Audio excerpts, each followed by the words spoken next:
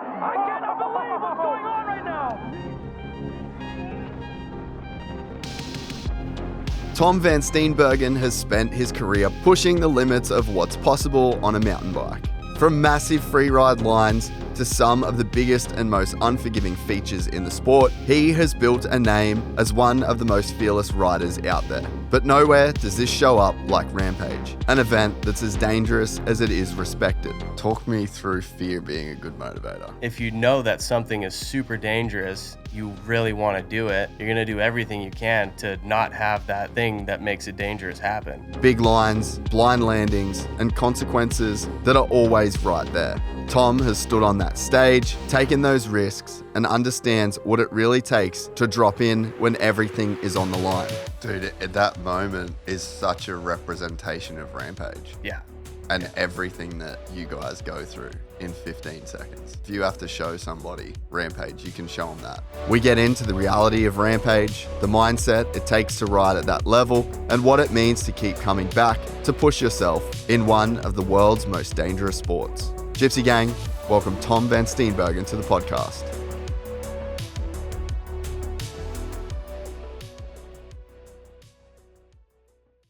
I'm going to interrupt this podcast to bring you a pretty crazy statistic. 70% of people that watch this channel are not subscribed. That does a couple of things. A, that means that you might not be getting served this content the minute that it comes out. And it also just tells YouTube that they're not really worth watching. So if you want to support the podcast, the easiest and quickest, most high impact thing you can do is subscribe to this channel, give this podcast a like, and leave a comment down below to let us know who you would like to see on Gypsy Tales next. We're going to do our best to bring them to you. All right, let's get back to the podcast. I met a gypsy. Mate, I'm stoked we're doing this. It's been a long time coming. I want to go to a moment in 2021. You front flipped at Rampage, and then the very next jump, OJ to backflip and completely destroyed yourself. Yeah, devastation. Tell me about that moment, because that to me sums up all of what you guys do as these big mountain extreme freeride guys. Yeah, that was heavy. Like that whole year was just heavy for me. I had just come off femur break and pretty had an insane comeback from that. I was on the bike like 4 weeks after I snapped my femur and did a bunch of other crazy injuries with it as well. 4 weeks after you broke your femur. 4 weeks I went for my first trail ride. It was like super, super mellow stuff, but I was like pedaling on my bike. And I just kind of rushed that process. I was working with Dr. Ewan. He's a guy from New Zealand. And literally talked to him every day. It was like a project for the both of us to see how quickly I could heal from this femur break. And it was fun for both of us. Like I kept everyone updated online, and it was really fun. Like just to see the progress I was making and how quickly it was happening. And it was probably a combination of a good surgeon and doing everything I could right. And like, yeah, it just happened so quickly. It was so sick. And then just went right back into filming. Like 4 months later, we shot a monster project in Utah. And then I shot Wild West 2 after that, which was another monster Adidas project. And did some super gnarly stuff for that. And my confidence was just like through the roof. And went to Vancouver Island to do some training for Rampage. Rode with the Claw. He took me to his like practice drop spot, and I don't know if it was confidence or ego, but I wanted to practice front flip drops because I knew the venue at Rampage, and I knew the drop I was going to ride, and I was going to fronty it. I already made up my mind.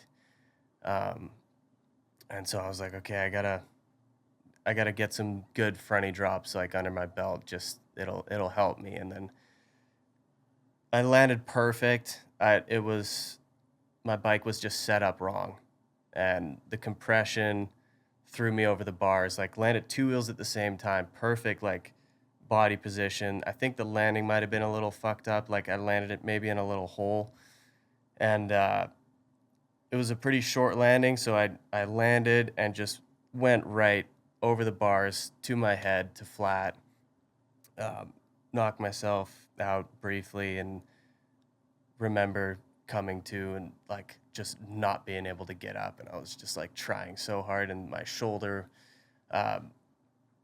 was separated. I don't know what grade it was, but it wasn't good.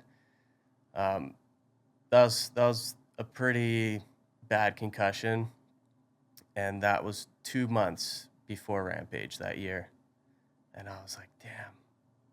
And but because I had such a successful recovery with the femur, I was like, okay, this is chill, this is mellow, this will be fine. And then pretty much had very little time to prep. Like it was cutting it so close. Like I think a week before Rampage, I started to ride again. And there's so much buildup for that event every year. I was literally having like nightmares about just getting there and being unprepared, and still like knowing myself, I would still go for it at that time, and just being like, dude, I have to start riding, but I just couldn't. Like my shoulder was just like pretty messed up. And even while I was in Utah, won't skip ahead, started riding bike park like a week before leaving to Utah. And that was like my first time riding my bike again. And then it was just like practice hits for the front flip drop. And that was the thing I was going to do. That was just the gnarliest thing I could think of. I'd gone to that drop 2 times before Rampage, and both times, I can't remember what happened both times, but I didn't end up doing it. I think weather and an injury, I think. But so as soon as they released the venue, I was like, okay, I'm fucking doing this. Like, this is it. 3rd time's the charm. And I was just like, now I'm like seeing all these red flags. I'm like, okay, like of course, like I rode the entire line like shit. Like I wasn't even comfortable riding jumps yet. Like I'm definitely one of those guys that I need to ride a lot to feel comfortable. I can't just like jump back into it and feel 100%. Like I need to put in the work to feel good. And so I couldn't even fucking do push-ups at the time. I was like struggling doing push-ups, and somehow pulled it off, like almost crashed above the fronty. And then landed the fronty and was just like surprised and so excited. I was just like, holy shit, like okay. And then just blackout from there. Like the worst crash of my life. It was the highest high to the lowest low. Dude, at that moment is such a representation of Rampage. Yeah. And everything that you guys go through in 15 seconds. Yeah. If you have to show somebody Rampage, you can show them that and be like, this dude just did a thing that shouldn't be possible and that no one else has wanted to do. And then on something pretty simple as far as Rampage goes, like pretty basic. Oh, that was the easiest thing on my line. We would warm up on that jump every morning to ride something before going up and riding the rest of the line. It was, so stupid. And completely fucking ruined yourself.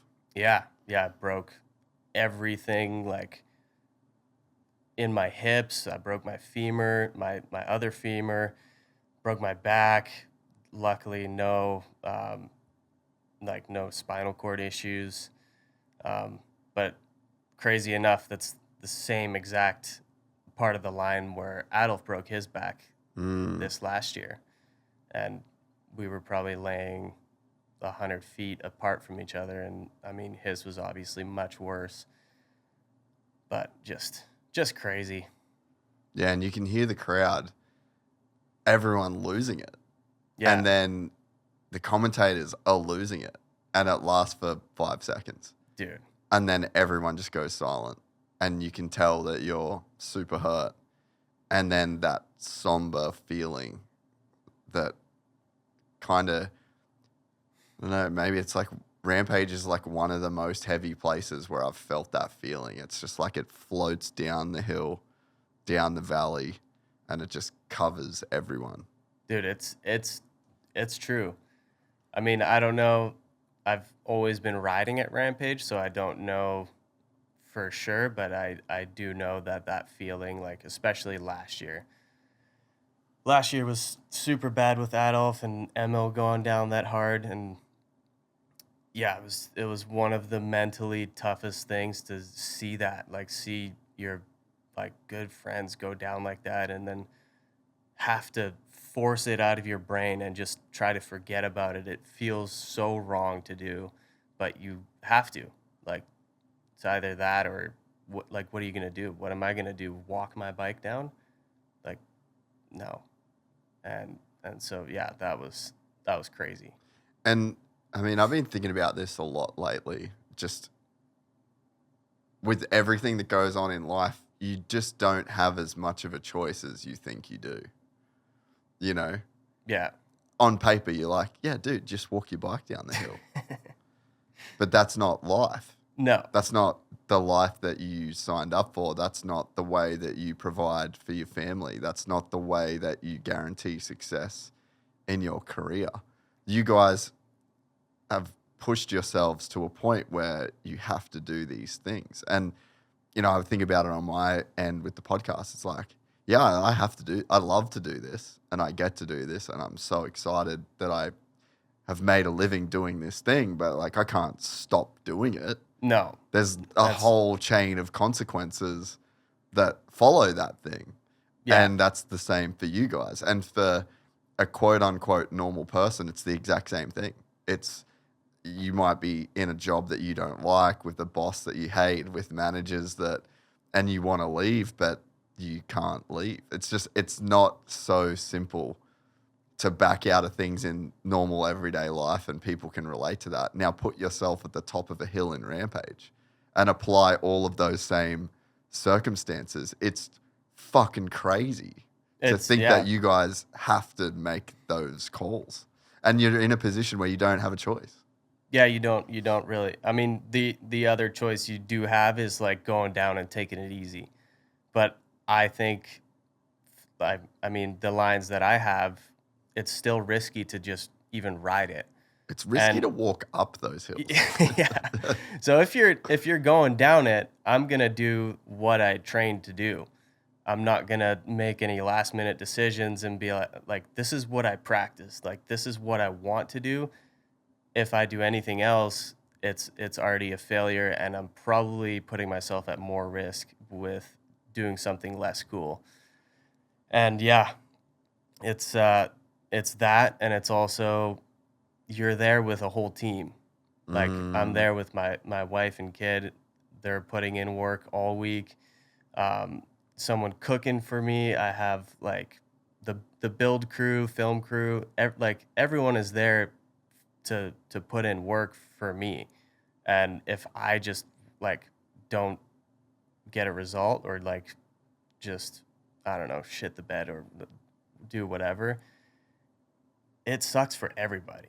So I don't know. That's all the pressure I feel, honestly, is the people around me. Like, I want to do it for them more than all the external stuff. Because if there's anything I learned from that crash too, is that those people, they care while Rampage is happening, but as soon as it's over, they're moved on to the next thing. They don't truly care, and you're stuck with these injuries for the rest of your life, and it's going to affect you for the rest of your life. And you learned that after that crash.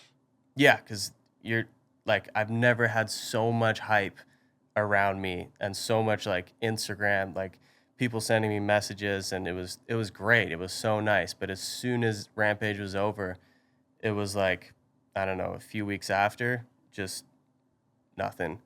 And it's just you're just your friends left Yeah. hitting you up, and you're like, okay, like these people, that's not who I'm gonna do it for, you know? I'm gonna do it for myself, and then that's kind of better anyways. Like if I'm doing it for myself, those people are still gonna be stoked if I'm gonna do the thing that I'm setting out to do, because I know what I'm capable of more than anyone. And if I'm just going after that instead of going after what I think other people want to see, it's going to be better anyways.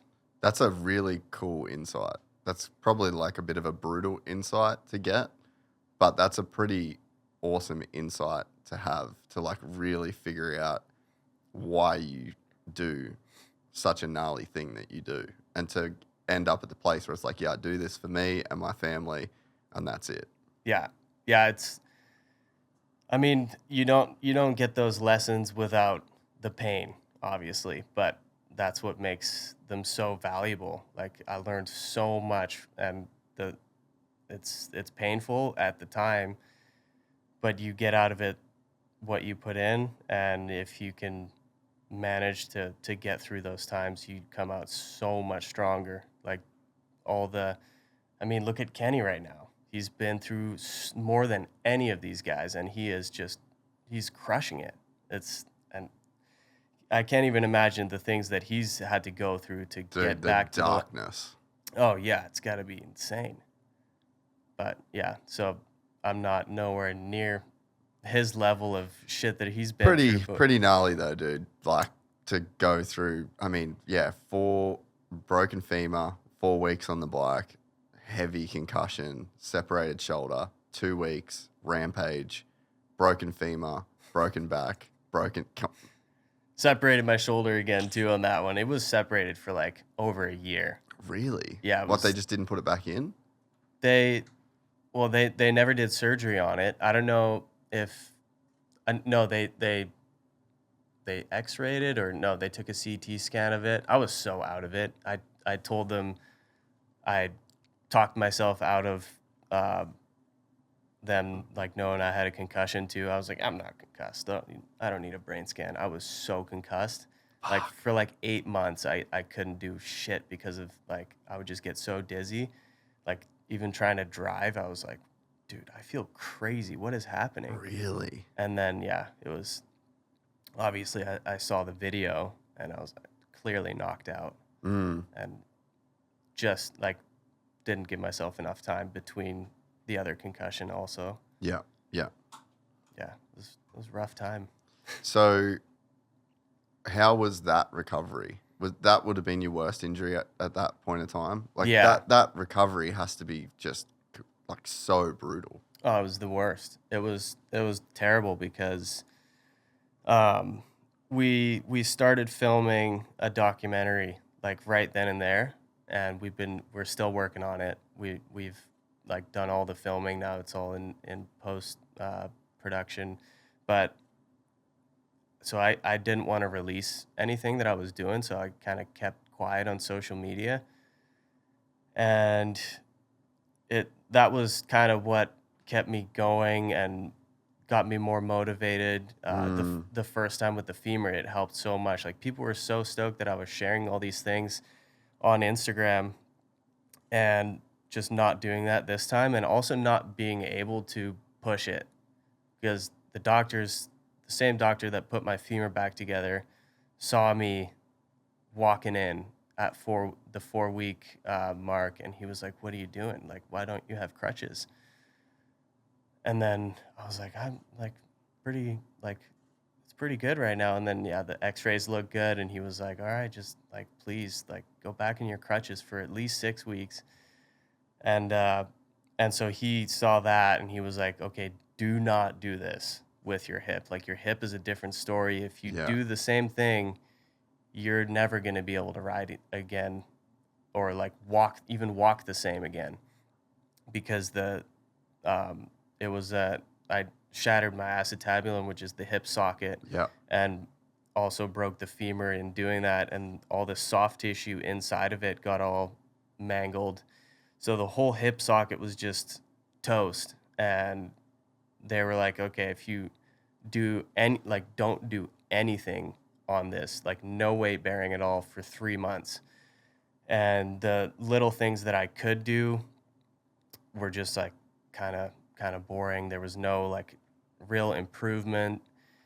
And it was honestly pretty dark time for me mentally, and just like hearing that from a doctor, just being like, okay, I don't know like how this is gonna go, like how am I gonna come back from this the same. And luckily the surgeon killed it. He did an amazing job on the surgery, and I was able to come back after being 8 months off the bike. And then when I thought I did learn a lot of lessons, but I still went right back to Rampage. But kind of a dumb decision at the time, but it paid off the next year for me. Yeah, I felt like I just needed to get to the finish corral, and in my mind the whole time I was like, I'm gonna go to Rampage and get the feeling I was supposed to get that year. And then I rolled through the finish corral after doing a bunch of straight airs, and I just felt like such a failure. I was like, dude, what am I doing here? I shouldn't have even came. But that was another good lesson, I guess. Yeah. Man, fuck. Yeah, pain's a good teacher, eh? Yeah, pain's the best teacher. And there's physical pain and there's emotional pain. Like, there's a lot of different types of pain, but it's a great teacher. Yeah, for sure. And it's a good motivator too. Pain and fear are the best motivators. Like that, I feel like that's what carried me through a lot of the things I accomplished afterwards, is just knowing that. So I actually got scammed recently on a credit card, which was a nightmare to deal with. A dude in the UK bought $3,000 of Lego, believe it or not, and some Nando's. So I had to cancel the card, I had to wait for a new one, I had to dispute the charges, the whole deal. And this was the second time it happened to me. And it really just made me realize how important proper security is when it comes to anything to do with your money. And this is why I started using Cash App, which was awesome when they reached out and decided to help us out on the podcast. Your security deserves to be a priority, and Cash App treats it that way. With Security Lock, Cash App requires a successful Face ID or biometric authentication to access your account. It's like your money is protected by your own personal bodyguard, even if your phone is lost or stolen. Plus, if you're about to send money to someone new and Cash App notices something looks a bit off, or that you might be falling for a scam, it will send you a warning before the money is sent to confirm that everything looks right. Turn on Security Lock in your Cash App settings today and pay attention to scam warnings to keep your money safe. Learn more at cash.app/security. For a limited time, new Cash App customers can earn $10 if they use code SECURE10 in their profile at sign up and send $5 to a friend within 14 days. Terms apply. Cash App is a financial service platform, not a bank. Banking services provided by Cash App's bank partners. Prepaid debit cards issued by Sutton Bank. Member FDIC. Discounts and promotions provided by Cash App, a Block Inc. brand. Visit cash.app/legal/podcast for full disclosures.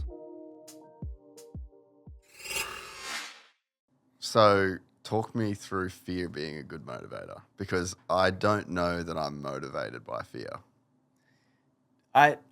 You probably are, like subconsciously, like Tell me. If you know that something is super dangerous and you really want to do it, you're going to do everything you can to not have that thing that makes it dangerous happen.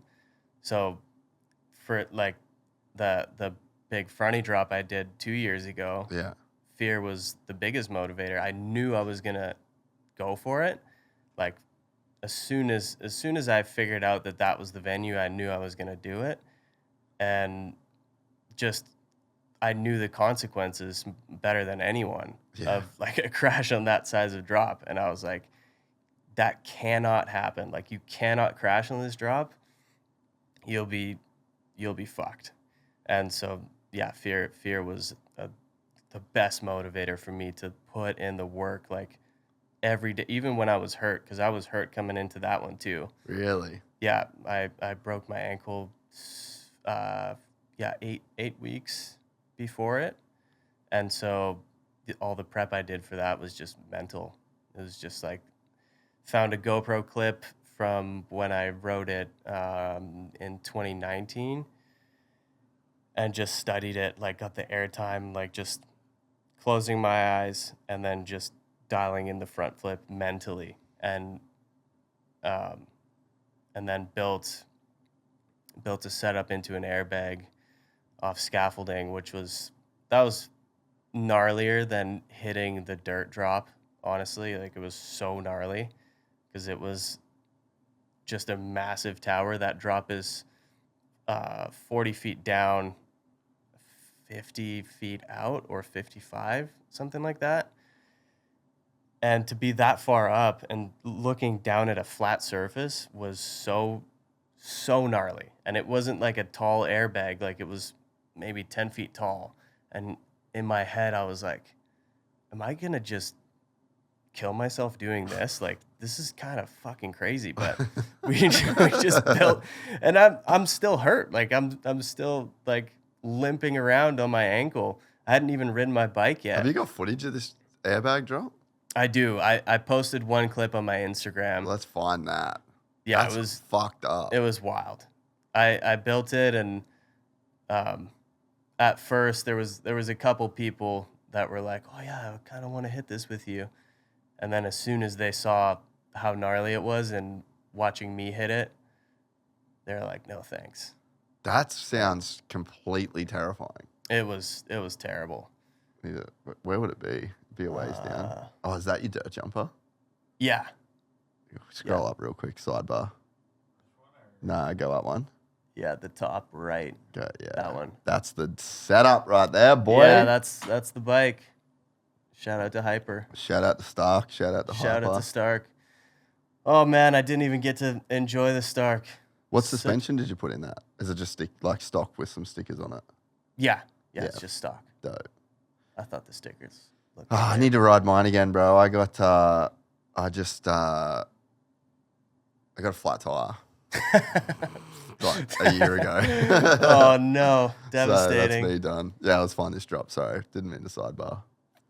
How far down would it be? It'd be a white. It's just before Rampage this year. There, at bottom left.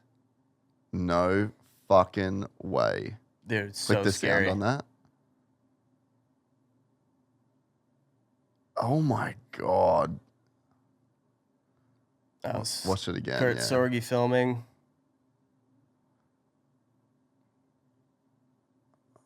Bro.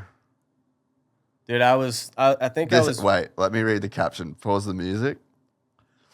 This was one of the gnarliest or dumbest things I've ever done. 6 weeks after breaking my ankle while preparing for last year's Rampage, I decided to go all in on the highest risk trick off the biggest drop I'd ever hit in my life. Just thinking about it made my heart race, and the more I thought about it, the more I wanted to do it. The way I convinced myself it was a good idea is by saying it's going to be the easiest front flip drop ever because of how slow the rotation is. Well, I proved myself wrong. On something that size, any mistake has unimaginable consequences. I also thought it would be an automatic win if I pulled this move and followed it up with the biggest flat drop backflip I've ever done on a bike. Yeah, we all know how wrong I was there too. Long story short, I'm glad I chased that wild dream. I proved myself wrong, but more importantly, I proved to myself what I'm capable of. Is that a good thing in my line of work? I'm not sure. What I do know is I'm in love with this process and I don't see an end in sight. It's a dangerous game to play, but there's a reason we do it. It's true. That's fucking crazy, bro. Yeah, it was wild. It was so scary to pull the trigger on the fronty into the airbag because even just straight airing it, like the first straight air, we were like, I don't know, like I knew one guy that had jumped really high into an airbag, and it was Dusty Weigel. Yeah. And I was like, hey, Dusty's, what's the highest you've ever jumped off anything into an airbag before? And I'm pretty sure he said 100 feet. And I was like, okay, so I'm gonna live. Like I'm within the range. Yeah, Yeah. I'll be fine. But I didn't ask him like how to set up the airbag. So that was the other thing. Like we had to blow it up completely and then open all the vents to make it as soft as possible. And of course, like you don't figure that out on the first try. So my neck was just done. Like I had such bad whiplash coming into Rampage that year. I had to I think this was the last one I did because I just physically couldn't do it anymore. And there was a couple that I landed and I blew my arm off on one of them. I was like, this is just kind of stupid. But it paid off. So I think the thing, like there's a few things in this quote, right? So when you say like motivated by fear, like I understand that concept. Like I understand how you can be motivated by fear. And I guess that like you think about having a kid, that feeling of like you've got it, you know that you've got a kid coming into the world, like, and you just go, I don't know whether you felt like that, where it was like, I just need to go hard as fuck to set up this kid's life. But it's like that, I guess, is being motivated by fear. And I'm sure that there's things in people's life where fear is a motivator, but it's not a fear they chose. Yeah. You know what I mean? Yeah, for And sure. maybe in some ways it is, but what you're doing, that's your choice. Yeah. Like you've decided that, okay, this is where the venue is. This is the biggest drop at this venue, and I'm going to front flip it. Yeah. I mean, I think So it's you're just, choosing danger. Yeah, for sure. I've never thought about it exactly like that before, but it's just like anyone else, I guess, like just following their dreams. Like that's a dream for me, is being able to do something groundbreaking in front of a live, or like the biggest live audience that we have in our sport. And I mean, in this caption too, like I thought it would be an automatic win to do that, along with That was crazy. still the biggest flat drop flip ever done on a bicycle. Like those two in a row, I figured it would be an automatic win, but it was I was pretty wrong about that. Didn't even get a podium. It was wild. I mean, yeah, that was a heavy deal. Like, so I was there. We actually never released it either, but I was there with Brandon Semenuk. Yeah. So we were filming. So like, I have like a documentary of like that whole thing, Yeah. that whole process, and it was my first time at Rampage. I will release it, but I just like basically like didn't have the horsepower with the editors to like do it. Right. So now we're like kind of getting. I will end up doing something with it. Sick. But it was just it was mad. Like I'd never been there before, and I'd seen it, and I know a bunch of you guys, and I'd never had felt it, because there's like, so you can watch Rampage, but you need to feel Rampage. I tell that to everyone that watches it, and I mean you would know better than me the feeling there, because I'm always focused on myself and trying to ride, but I kind of felt a similar feeling at X Games quarter pipe when I was there. I was like, this is like, these guys are going at the same thing every time, trying to go just a little bit higher every time, and the consequences are so gnarly, and the room for a mistake is just like zero, and everyone, like, you could feel it in the air. It was so gnarly. So I'm sure it feels similar to that. Rampage was like that. Yeah. But then you're also, I mean, you're also scared in the sense, I guess it's not as much for me, because my wife was there, and so she came and like hung out the whole time as well. And so I was like kind of scared for her because she was climbing up everything to like come and watch, and like that's nothing she's ever done before. Yeah. And then I had Rones filming, so I was like kind of worried about him because he was putting himself in dangerous situations to film. But then like the event starts and it's like I know you guys and I'm close with a bunch of you guys, and it's just like there's a fucking heaviness and a feeling of like I just want these guys to be okay. I just want everyone to be okay. And you know that the odds of that happening are very slim. Like someone's getting fucked up. Yeah, every year. And, you know, that year it was Cam. Yeah. Like Cam had a fucking huge one. But there's also something that's so beautiful in it that you're all competitors. Like I remember seeing you the whole week and like you guys were working on your thing and it's just like all positivity and it's all cheering each other on and it's you're walking up and it's like a little, you know, you guys are like I remember you like looking at that drop and it's like, dude, you got that. Like everyone's in this positive, I don't know. It's like, it's a weird kind of deal. Yeah. You're all in it together. Yeah. Like if you wish, like if you want to do well and you don't want other people, like that's not how you do well at this event. You can't just be like, oh, I hope this guy fucking crashes or whatever. Like no one thinks like that. You're all like, you all know the consequences. If you go down, it could be it for your career. Like it's happened many times at Rampage. And so it's kind of sweet to have that support from each other. And like, I don't know, the fronty was so heavy for me, I didn't even really tell anyone about it.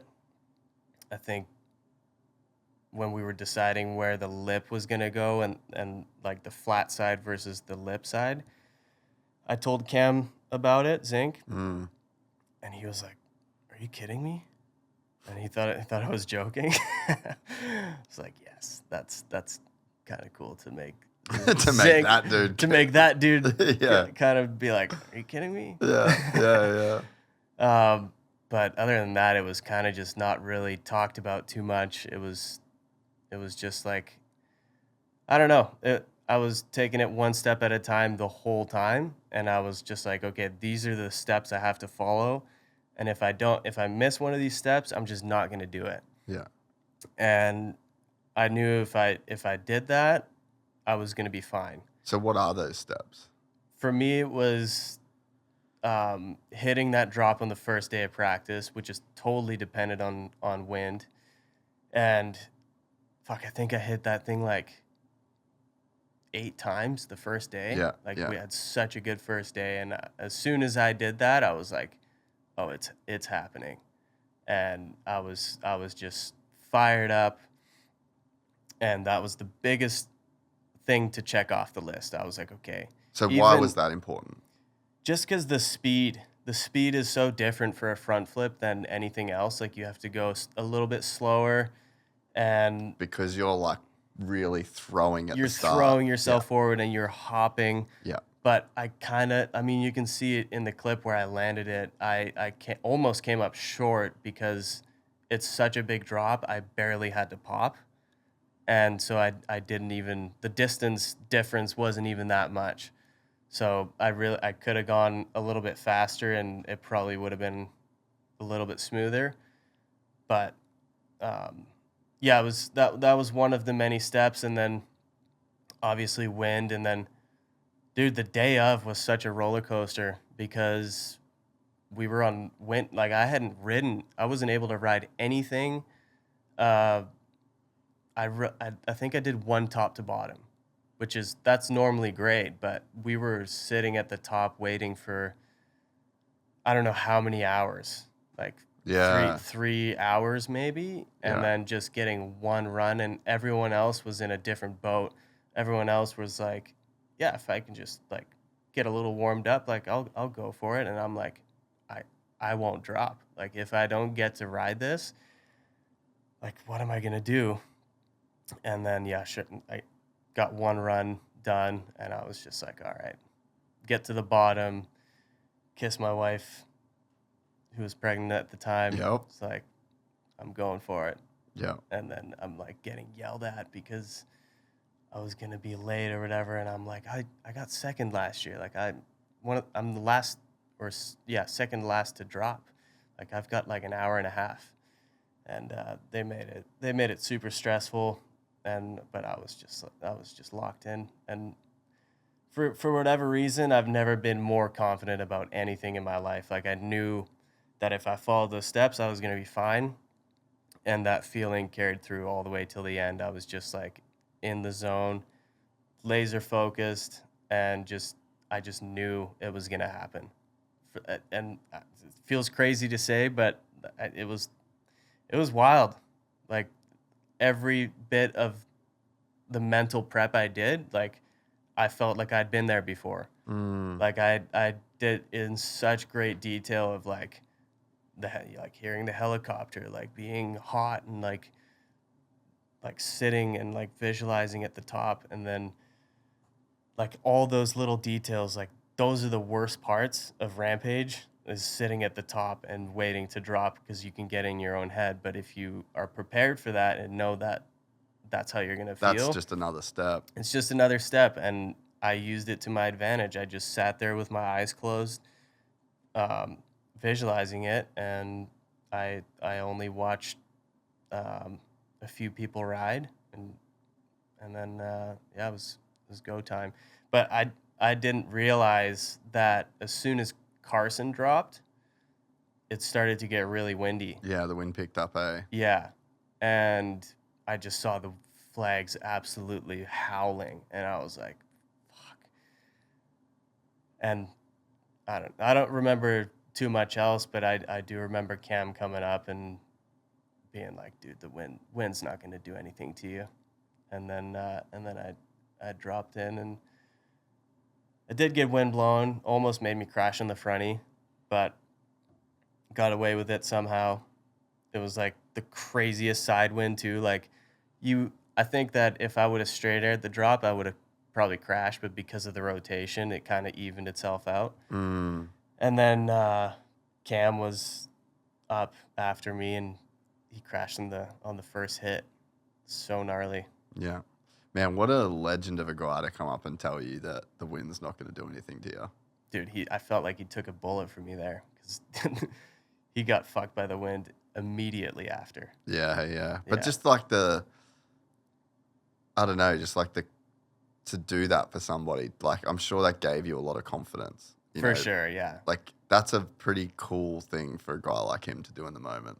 Definitely. Yeah, Cam's always been super cool to me, and we've spent so many of these heavy moments together. It just like it formed such a crazy relationship. Like I feel so weirdly connected to him on such a weird level and like even in regular life, I feel like we're super similar in so many ways. Like we're also opposites in so many ways, but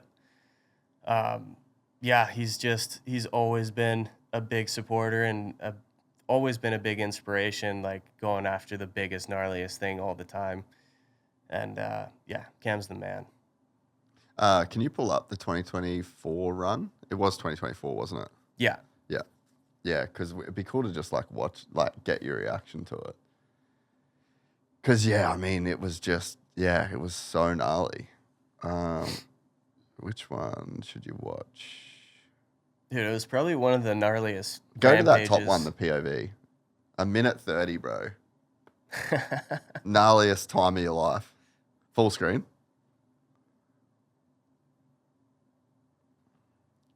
Talk us through. Oh, yeah. Here I was like, Can you turn drop. the audio down a tiny bit? Dude, the whole time I was just like, don't fuck up.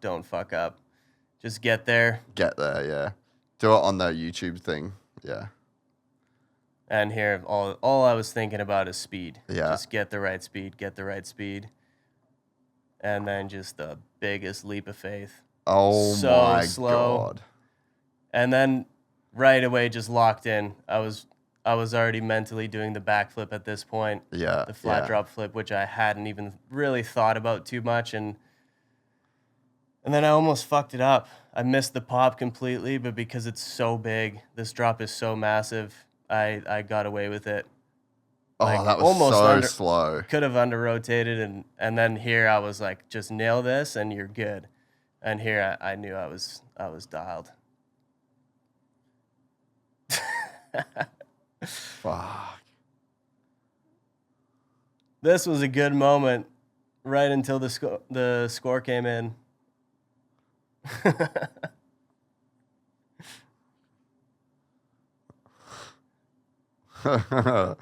Oh, that gives me goosebumps. Yeah, it was wild time. And then, so when they do read the scores out, like, how do you feel? Dude, I was on such a high from that. I like couldn't believe that I pulled it off. And then I think they put me in third place, and as soon as I was like, are you fucking kidding me? That is insane. I couldn't believe it. And I mean, I don't want to say too much, but I think the other riders that I talked to on the podium, I don't know if it was because they felt bad for me or if that's how they truly felt, but they all kind of said like you probably should have been up there. And yeah, I don't know. The judges, they have a really tough job, and I wouldn't want to be one, but that one seemed a little obvious to a lot of us, not just me. Yeah. Obviously, I'm biased, but Yeah, I just think, I mean, I remember like we did the pod with Cam and Kyle after it and talking about the criteria and stuff. Like, I definitely think that they need to revamp that whole process. for sure, especially because it's supposed to be the most legit event in our sport and the highest paid as well. Like, if there's $100,000 on the line, it has to be right. Like, there has to be no questions. And it just kind of seemed to me, it just seemed like a joke after that. I was like, is this even like... So like, what am I supposed to do then? You know? Yeah, Yeah, exactly. Like, what do you want? And then last year, I just went into it completely different mindset, completely doing it for myself and for my team, just doing only what I was stoked on doing, not what I thought I was going to have to do to win. And it made it a lot more fun. Obviously, it ended up just being so rough to see Adolf go down like that. Also ML, but like Adolf was just, it was so heavy. Like so heavy. So that kind of, yeah, it was bittersweet. What position did you get last year? I got third. Okay. And yeah, I was just stoked on my line. Like, Yeah. I had the best line I think I've ever had at Rampage, where it was from the very start to the very bottom. It was like I had stuff. I hate to admit it, but also What's that? had an ankle issue coming into this one as well. And just didn't have enough time on the bike, and I got arm pump. Oh, no way. It was so bad. It's so dumb. Like, I should just ride more downhill trails, and that wouldn't happen. But Oh, you live and you learn? Yeah, live and you learn. So you went single crown this year? Yeah, because, I mean, dude, I had more planned, obviously, in this run. I crashed in the first one. Oh, so you had to sort of like play it a bit more safe in the second Yeah, one? kind of. I didn't want to, but because of the arm pump, I felt like it was just too risky to take my hands off on the other tricks. Yeah. Dude, almost lost it here. Almost looped out, bro. Oh, man. That was so dumb. Oh, my God. And you can hear the crowd now, eh? Yeah. So sick. Oh, it's just such a good feeling, man. Like, you put in so much work leading into that. Like, all you want to do is make it to the bottom. And then if you can make it to the bottom and do the run you want to do, it's like, it's such a crazy feeling. I was having this conversation the other day that I think for you guys, and I think normal people feel this in their life too, but they don't associate this feeling. The feeling that you're really chasing is relief.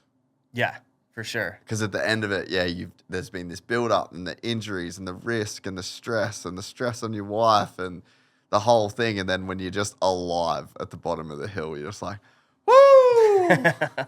Thank Dude, God for that. 1000%.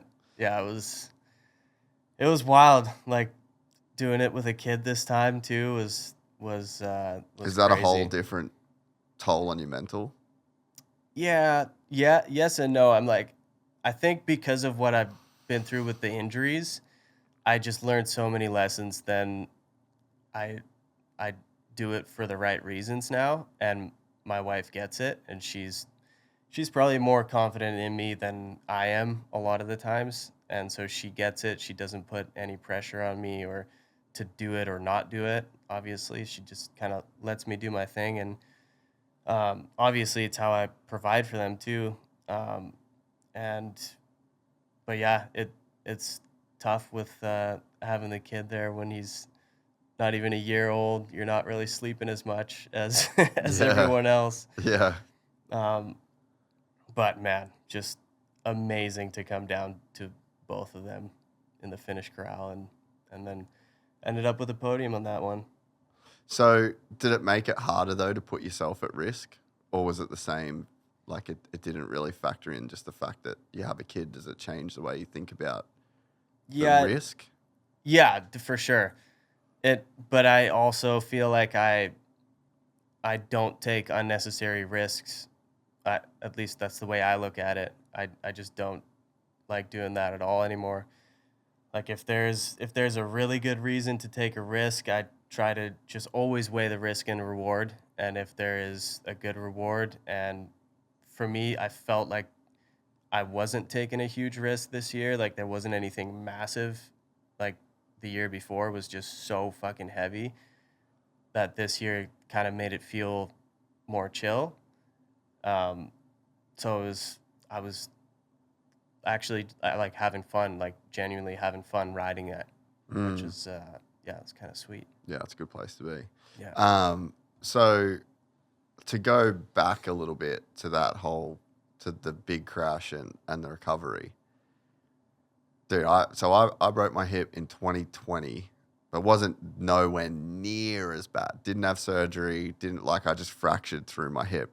The thing that was gnarlier than the fracture was what's the name of the ligaments that hold the bottom of it together?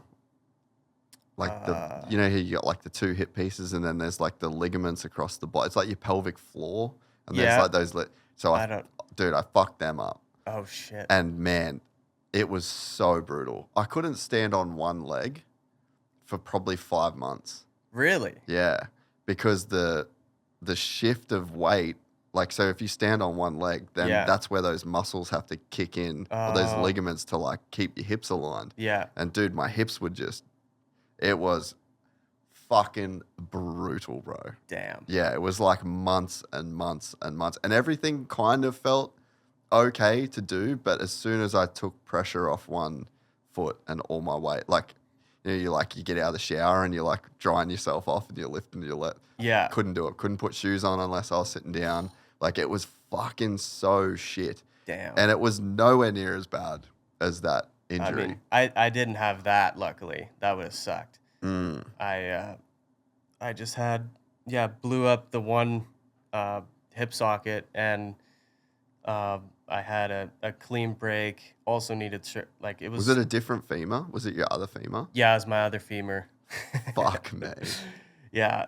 I'm still looking to get all the hardware removed. I just came back from Tijuana yesterday, get stem cells in it, because I was told when the surgeon did when he did the surgery, he said, you're going to need a hip replacement within 10 years of the surgery because of the soft tissue damage. And then, just decided to go do the stem cell thing at CPI in Tijuana. It was insane. Was that for the hip? That was for the hip, yeah. Really? Yeah. And it worked. Dude, so they did MRIs. of the hip and my ankle because I just had a crash last week here too in California on the monster shoot. And they showed me the ankle, and turns out that one is broken. And I was like, all right, it's like fractured, lateral fracture in the tibia, right at the bottom. And I was trying to tough it out and just like manage it throughout the week. And I went to see Dr. G, taped it up, and I was like, damn, this thing just absolutely sucks. It's not getting any better. And that's why it was broken. So they shot that one up, and soft tissue stuff as well, because they take the MRIs and then they figure out exactly where to shoot it into. Yeah. But they took an MRI of my hip, and there was inflammation right where I've been having pain. I can't remember. In my hip, yeah. I can't remember. They had a name for it. I can't remember it, but there was just a bunch of shit going on in there from the surgery itself. So I guess when they cut me open, they cut the quad, and they have to get through it, dislocate my hip. It was already fucked, so I don't even know if they had to dislocate it or if it was. I think it was already out, but because of the damage done in the surgery, that's what is causing me pain still to this day. Yeah. And so they injected it with stem cells, and but the cartilage inside was still good, and that's the kind of the reason I went there, and that's what the surgeon told me. That's what would cause the hip replacement. Exactly. And I was like, what? Like, it's been 5 years, and he was like, dude, I'm as surprised as you are. Like, this is crazy. I've seen people that have dislocated their hip, like a clean dislocation, that have had worse, like, degenerating cartilage than you have over 5 years after, like, destroying your hip. So shout out to that surgeon, man. He saved me. Like, he's the reason I'm able to do this. And obviously I can't feel the effects from the stem cells yet, but shout out to CPI Stem Cells in Tijuana as well. Can you bring up their website, CPI Stem Cells? Man, I think I'm getting to the point. How old are you? I'm 29. Yeah. See, I'm 37. Okay. And I think I'm getting to the point where I think I need to go and do something. Dude, he's the guy, Scotty. He's a jiu-jitsu guy. They sponsor the UFC. Huh. I think they just had Alex Pereira was just there. Mike Tyson's been there. They do all the UFC guys. Right. And how's it work?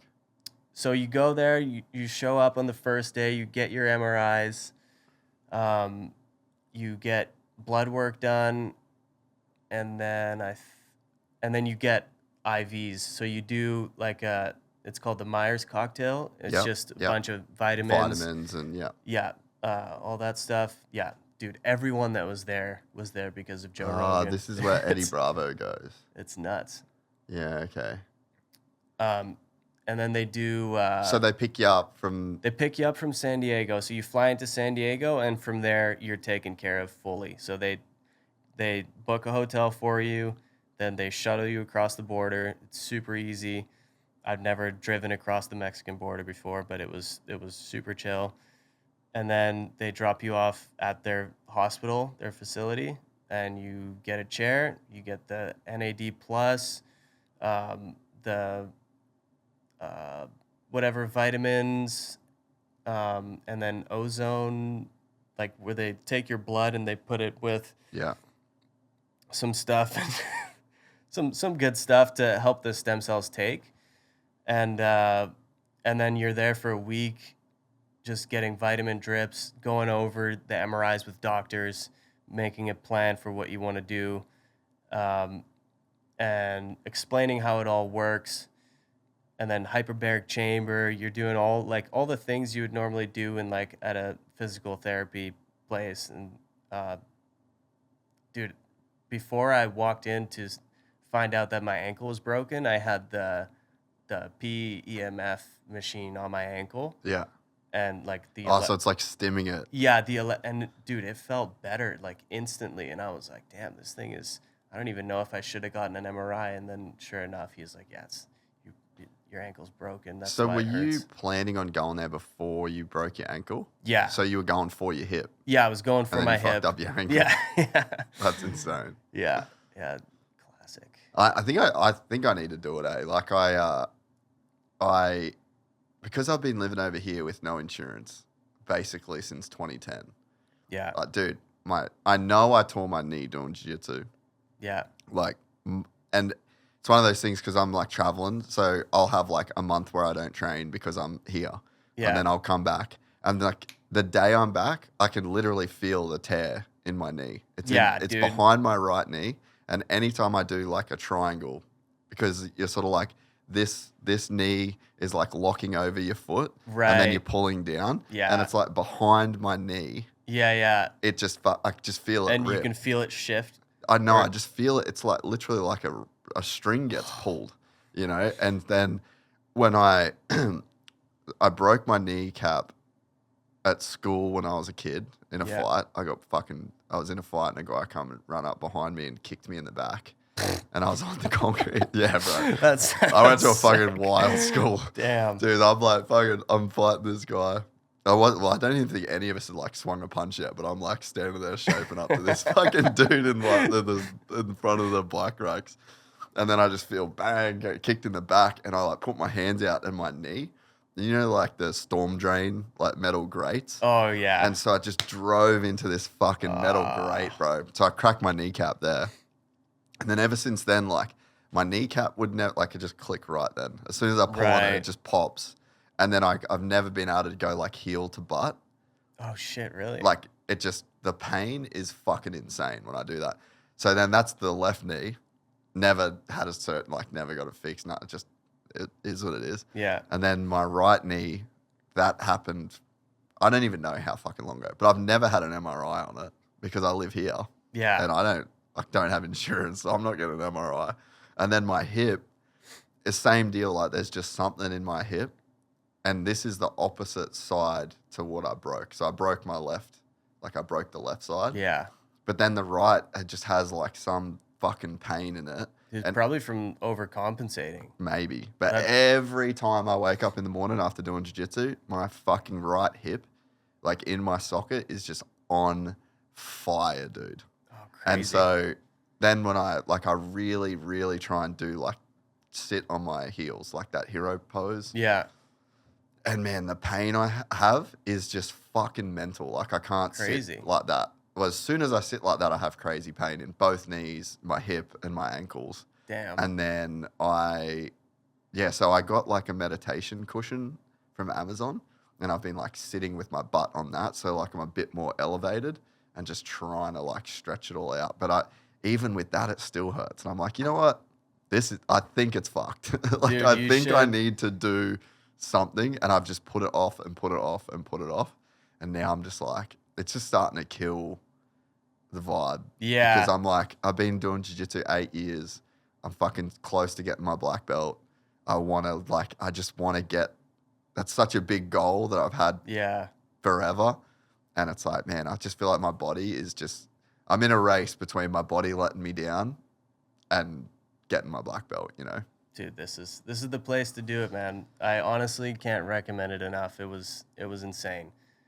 Like half the people, all the people that I came with, they were all first timers, and it was all like people were kind of skeptical, like, you know, going to Tijuana to get stem cells sounds a little sketchy. Like, I don't know any of these people. I don't know if it's legit.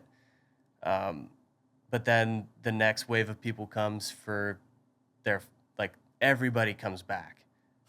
And so they, for us, they're giving us a free rerun. So they're paying for us to come back and Yeah, get, right. like, they'll pay for our MRIs, and I think they're going to give us a small amount of stem cells for free, and because they're doing all the studies to try to get it FDA approved. So they need all the data. Yeah.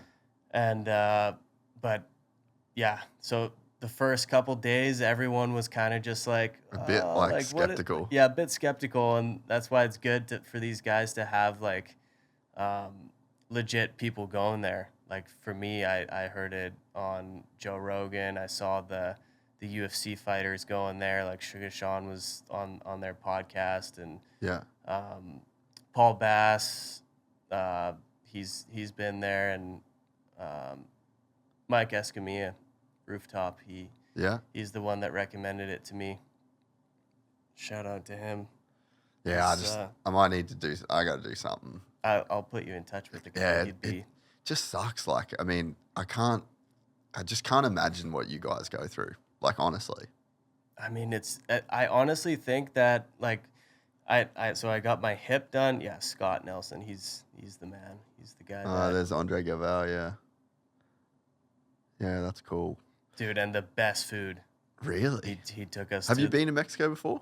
I have, but just I went for an event, and then I went post my my hip surgery, and just for a week of fucking partying with my friends. It was the best vacation of my life. It was so fun. That's awesome. But I don't remember much. We didn't leave the all-inclusive resort. Yeah, different vibe this time. Different vibe completely. Just That trip was about tearing the body down. This was about building it up. Yeah. Haven't had alcohol since that trip, actually. Really? Yeah. No way. Yeah, I've been completely sober for, I guess it's been like 3 years now. No way. But yeah, that's the thing with the stem cells is you got to be sober for, I think they say 3 weeks leading up and then 3 months after, because the alcohol kills the stem cells. Yeah, right.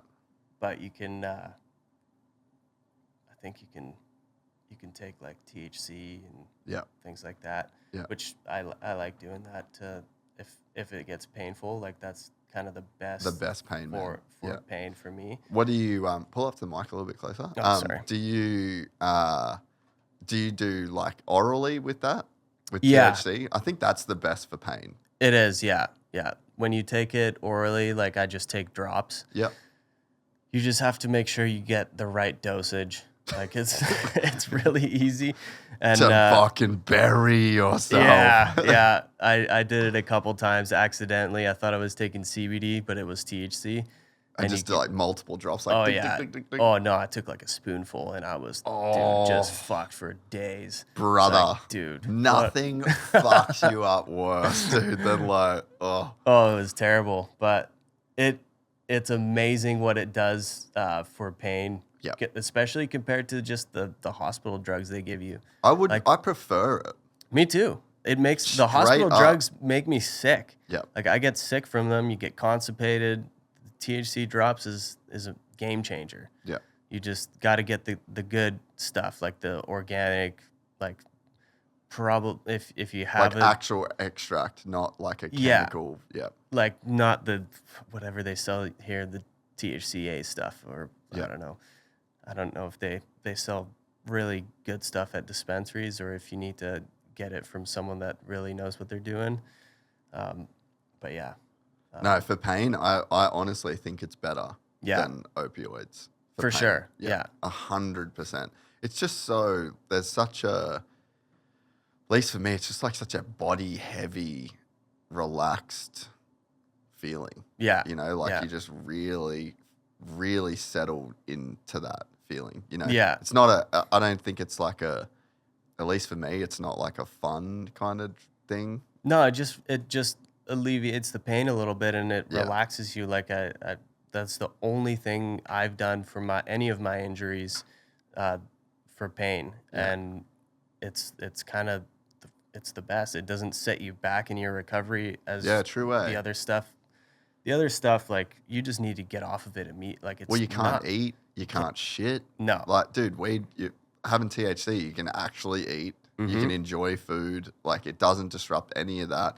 It helps you sleep, even though you're not getting the full sleep cycles. But at that point, you take the other. Like, that's probably Yeah. the only kind of negative thing, is that you're not going through your REM sleep and you're not Yeah. getting fully through those sleep cycles. But other than that, I mean, there's really just zero negatives of it.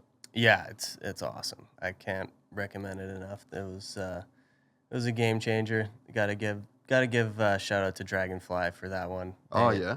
Dragonfly Earth Medicine. They helped me a lot with my hip, and they recommended it, and yeah, it's been a game changer. I want to say a massive congratulations to the team at Fist Handwear, because starting right now, Fist is proud to be officially distributed in the US through a partnership with Parts Unlimited, bringing their gloves to riders all across the US. That means it is easier than ever to get your hands in a pair, no matter where you are. I've been banging on about how amazing Fist gloves are for the last 10 years, and now it's easier than ever for US riders to get a pair of their own. If you've heard me talk about them on the podcast before, but never tried a pair of your own, now there's no excuse. No matter what you ride, motocross, BMX, road, or even on the job, Fist has a glove designed for every condition, from blazing heat to icy cold. Apart from being the best performing gloves in the world, they also have a design for any flavor. From wild prints and bold graphics to collabs with some of the world's best athletes. And it doesn't just stop at gloves. Fist has moto socks, tees, hoodies, and hats, the full kit and caboodle. I've trusted Fist for over a decade, and I don't plan on changing. Do yourself a favor, join the Fist army today at fisthandwear.co, or head in to your local dealer and tell them that they need to start stocking Fist. What's your just general health and well-being philosophy? Because just even speaking before, like you definitely, I'd say you're more of like a holistic kind of guy. Like what is your overall philosophy around health and wellness? Yeah, I feel like definitely holistic, and like just eating well, like eating organic foods and just having a clean, healthy, like low inflammatory diet has been an absolute game changer. So what are you trying to stay away from? Like where are you at now, and what are you comparing it to? Like, I don't know, there's so many things to stay away from, like from oils to just any whole foods. Try to do whole foods, and try to do but it's so hard when you're eating out and traveling for me. Yeah. And I don't stick to it as much as I should too. Like I know what I need to do, and I don't do it a lot of the times. But when I'm injured, I go all in on just like, the low inflammatory diet, like when you're not, or when you're trying to recover from an injury, is so different than like a everyday diet, because you're trying to just keep the inflammation down. Yeah. Whereas just regular eating, like I eat a lot more meat than I would when I'm injured. Like when I'm injured, it's almost like a vegan diet. Like you eat way less meat, a lot more. Why is that? Because it's inflammatory, I think. Okay. I don't know. Yeah. I just kind of... It's definitely harder on your body to digest, and if you have like a lot of it. Yeah. And yeah, I don't know too much about it. I'm just lucky enough to have a lot of people around me that really know their shit when it comes to that. And for me, the biggest things that have helped me out is cutting out sugar, like refined sugar, and I try to stick to that any chance I get, and gluten as well, gluten and sugar, and then just try my best with eating the best quality. That's what these people are really good with too. Like everything you're eating at the hospital is all organic and really high grade, like fresh juices, and it's amazing. It's super good. So what about just like general like exercise and fitness? I did have my home gym, and I'd work out. I still kind of do. It's a little shitty right now, but right now I can't do anything because of the stem cells. Yeah. For a little bit, but yeah, I've got my home gym, and I try to just stay super consistent with that. And what's that look like in a week, let's say? I usually do, like I would normally do a lot. Like, I don't know, if I'm recovering, I would do, I guess not a lot, every other day. Yeah. But if I'm riding, it's like 3 times a week, and just trying to stay on top of it, doing my kind of regular stuff. It's nothing crazy. Like I did have a trainer who put together a program specifically for the recovery of my hip, and like testing all the ranges of motion that I need to improve on, and all like really boring stuff, which kind of sucks. And then I mixed that in with kind of the more fun stuff, and then obviously cardio. I don't really do too much cardio, to be honest. I just ride when I can, and that usually does it for me. Yeah. But mostly just strength training, impact stuff like quick movements, box jumps, those kind of things, and then heavy lifting as well, like trying to do like heavy split squats and things like that. Yeah, because you were a bit of a beast. Like, I think you're one of the guys in that mountain biking world that is a fucking tank on the bike, and you can tell that you do a lot of work off the bike to be like that. Yeah, it's just a motivator because the slams are coming. They're coming. So if you can prepare yourself, it's better to be fit and strong. But I think there's also a balance. Like right now, I'm like 195. Like I'm a little bit heavy. I'd like to be a little less heavy, because you just hit the ground so much harder too. Yeah. I really should just work with a trainer and do it I really enjoyed it when I had a trainer and I would go to the gym with him. Yeah. Like that was really nice. I think I need to go back to that, even if it's just like them showing me the ropes for like 1 week, and then I can go back and do those things at home, and just I can keep myself accountable and stay consistent with it. But yeah, that's kind of the motivation behind it is the slams. Yeah. Do you do a lot of stretching and mobility? Yeah, a lot.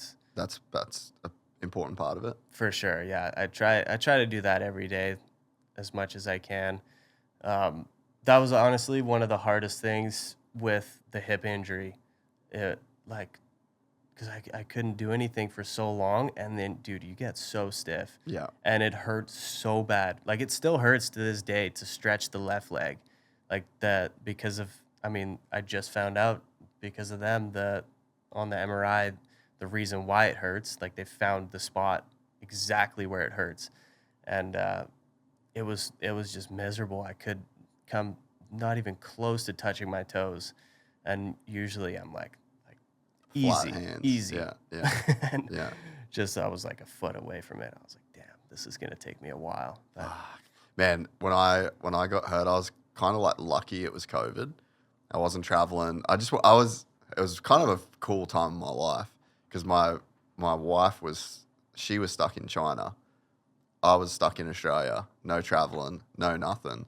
And so then I had that injury, but dude, I went monk mode, bro. Like, took my TV out of my house, put jiu-jitsu mats all down in the living room floor, and I just was like stretching and reading. Like, I just went full-blown monk. If I wasn't doing the podcast, I was reading, stretching, meditating. It was, dude, that's it was amazing. like it was a crazy time. And I had like a roommate who came and lived with me. He needed a place to stay, and I'm like, this house is fucking weird, bro. All right, so if you're down with this house being weird as fuck, you can live here. But none of this is changing. This is the dojo right now. I need to get myself back to where I want to be. Oh, dude, that's amazing. But I just went in on stretching my hips and trying to get back that mobility, because fuck, it was brutal.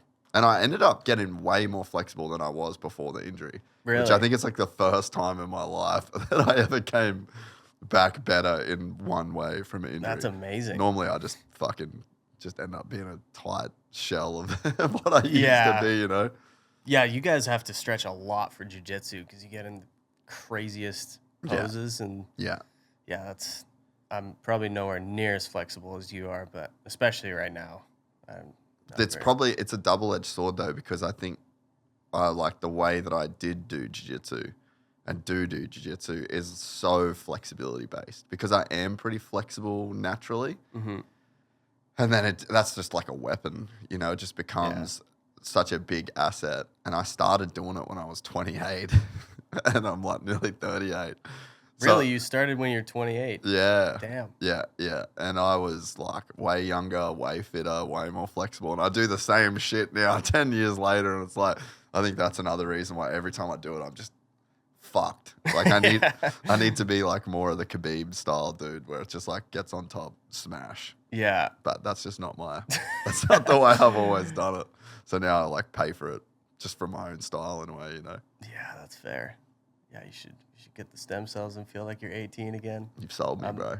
I mean, I don't know what the results are gonna. I just did it, but just hearing the other people that have gone there and how stoked they did it, like getting their life back pain free and all, like just feeling way younger again. I feel like I couldn't have done this at a better time. Yeah. It's been just.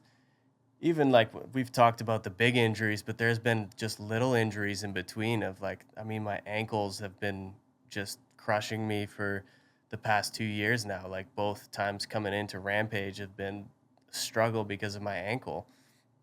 And I'm just hoping that this will kind of give me the reset that I've needed for a little bit too long now and just go into things feeling good and like, just being able to have more fun because it doesn't it's not really as fun when you're constantly in pain or like coming over something and going into things unprepared and then just like I mean I put a lot of pressure on myself to perform I mean that's what I get paid to do, so it just like kind of takes the fun out of it.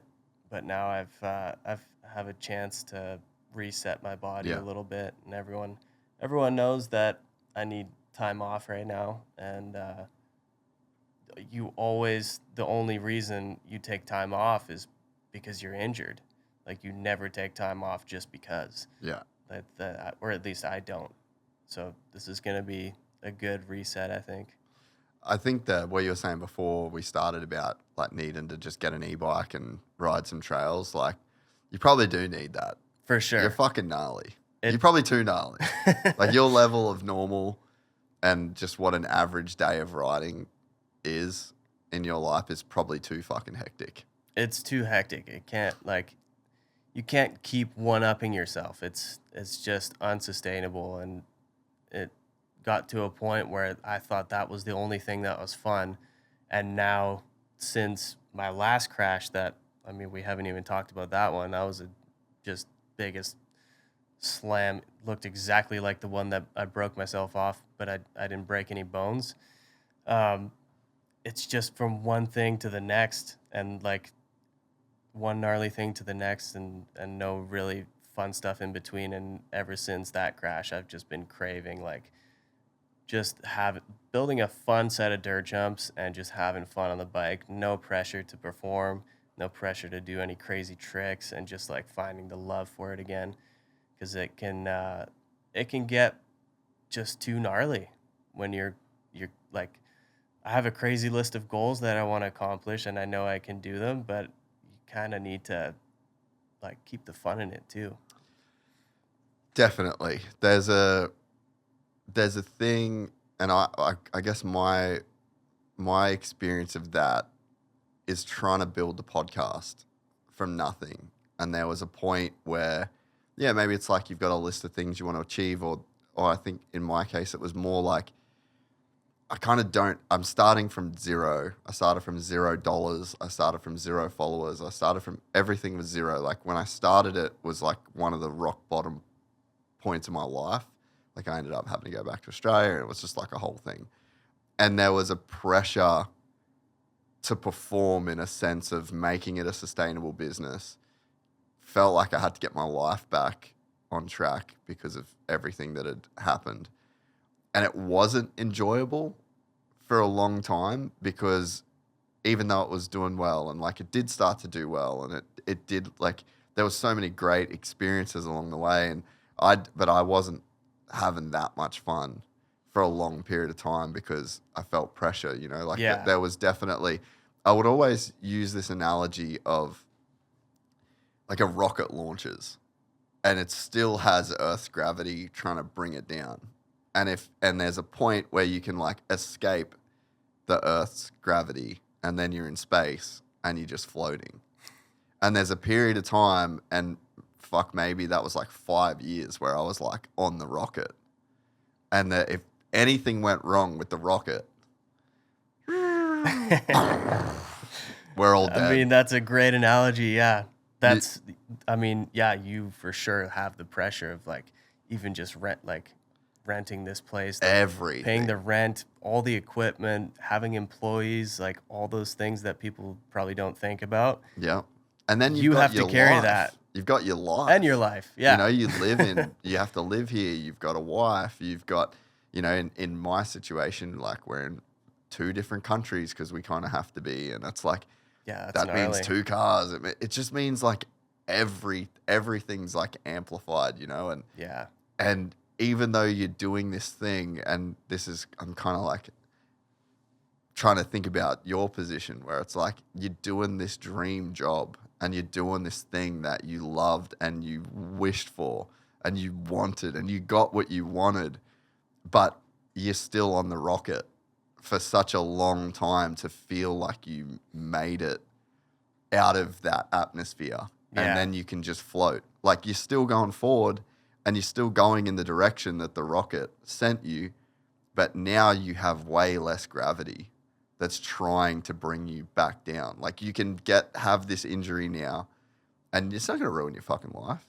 Yeah. You can take months off. You can relax a bit more. You can get yourself right. You can invest in yourself in the way that you need to. Like the rocket ain't fallen down to earth now because you've had this thing happen. Yeah. So it's I don't know whether people think about it in those terms, but you know, and now I feel like I've got to a point where there's still the pressures of you have to do X amount of things. Like we have sponsors, we have like there's X amount of commitments that you make that come with pressures. But if you are smart and you set up your life and you work hard when you have to and you tick the boxes, nothing's bringing the rocket back down, crash into earth in a hurry. And it's like it takes a very long time to get to that point. And I think that then the second struggle is realizing that you're at that point and then starting to enjoy the process. For sure. It's not like the goals change. It's not like, you know, none of that. It's not like you've given up, but you can then start to have a bit of a perspective shift of like, okay, like there's nothing that's trying to drag me down. I'm good. For you, it's like I'm a fucking dude that stood on the podium at Rampage. I'm one of Monster's big athletes. I've got everything that you've got. You're a staple name. You're one of the greats in the modern era of the sport. And now it's like, I think the challenge is to let yourself enjoy that process without the pressures of the rocket being dragged down to earth, you know? Dude, I'm gonna have to clip this and replay it in my head next time when I get, because it's so hard to remember that like you've done all these things and you've proven to your sponsor. That's the thing for me is like my sponsors don't put pressure on me. I put pressure on myself to perform for your sponsors. For them. Yeah. And if I just communicate with them, they're like every time I've done it, they've been like, you don't even need to send us this stuff. Like we know what you're doing. You're busy, blah, blah, blah, blah. And I'm like, oh damn. Okay. I guess I'm sweet. But it feels like I just I don't know. It's just an internal thing that I feel like I need to constantly be doing this stuff. So it's that's a good analogy and good perspective to have. Yeah. Because if you put too much pressure on yourself, you're going to see it and it's just going to drag you down. And maybe that is the cause of some of my injuries, is just pushing it too hard too quickly and not focusing on having fun anymore and just like focusing only on the next gnarly thing that like, or just goal that you want to accomplish. And that's like the way my brain is right now. Like I have a list of all these things that I've set my place up to be, and it's like I can't, there's not one thing that I can just like ride for fun. It's all gnarly, and it's all like meant to be filmed. And even if I'm riding a jump that's like easy to ride, I know the trick that I'm gonna go for, and that's always in the back of my mind. So I'm like, I need to just chill out for a bit and just find that love again. Because I mean, I noticed it with when I got my Stark. I was like, dude, I can't remember the last time I felt like this riding a mountain bike. Like just a kid in a candy store, like so excited to ride this thing because there's no expectation. Yeah. Like I just have to literally ride this thing for fun. And immediately my brain shifts to like, oh, what can I do on this thing? Like, how can I train? And I'm like, dude, my brother called me out. He's like, or you can just, have fun. You don't need to front flip one of these. Like you can just ride, bro. You can just ride. I'm like, yeah, but it'd be cool to do some gnarly shit on it. But yeah, I guess that's my brain. I'm just fighting myself sometimes. Well, that's the double-edged sword, right? Because I mean, like I was saying at the start of this, I don't run towards fear in that way. Like I keep myself in such a box when I ride. I mean, I'm not getting paid for it. I'm not. But I ride with friends that are like such good riders, and there'll be a big jump and they're like, fuck yeah, like I'm going to hit it. And I'm like, I'm not. Like I'm not going to do this. Yeah. It's one of the reasons why I just have so much respect for you guys is because I can't do that. I can't pull the trigger in that way. Like if something, there's and it pisses me off in a way because I know, and people I ride with, they're like 100% you can jump that. And then if I ever do push myself, like it's literally fun. Just grease it fucking perfectly first try. And you're like, yeah, you're a loser. But I would rather just, I'm good. I'll just stay in this little bubble. Yeah. And I'll just ride. But so the respect I have for you guys, because I know that feeling in myself, is just through the roof. And I can't relate and I don't understand it. Well, I think a lot of it used to be ego, like, and what I mean by ego is, I guess, I know what you mean by ego. just like the way you think other people look at you. So if I have this perception in my head of like, okay, this is what people are gonna expect from me. Okay, I can do that. I'm like this badass dude on a bike. And that's how I used to just do shit, and that's how I got hurt all the time. And it's also what made you a fucking pretty famous mountain bike rider. True, but if you can do it like out of a different place, out of just the love that you have for it, I think that's a way better way to do it. Because like after those crashes, I just became almost resentful to I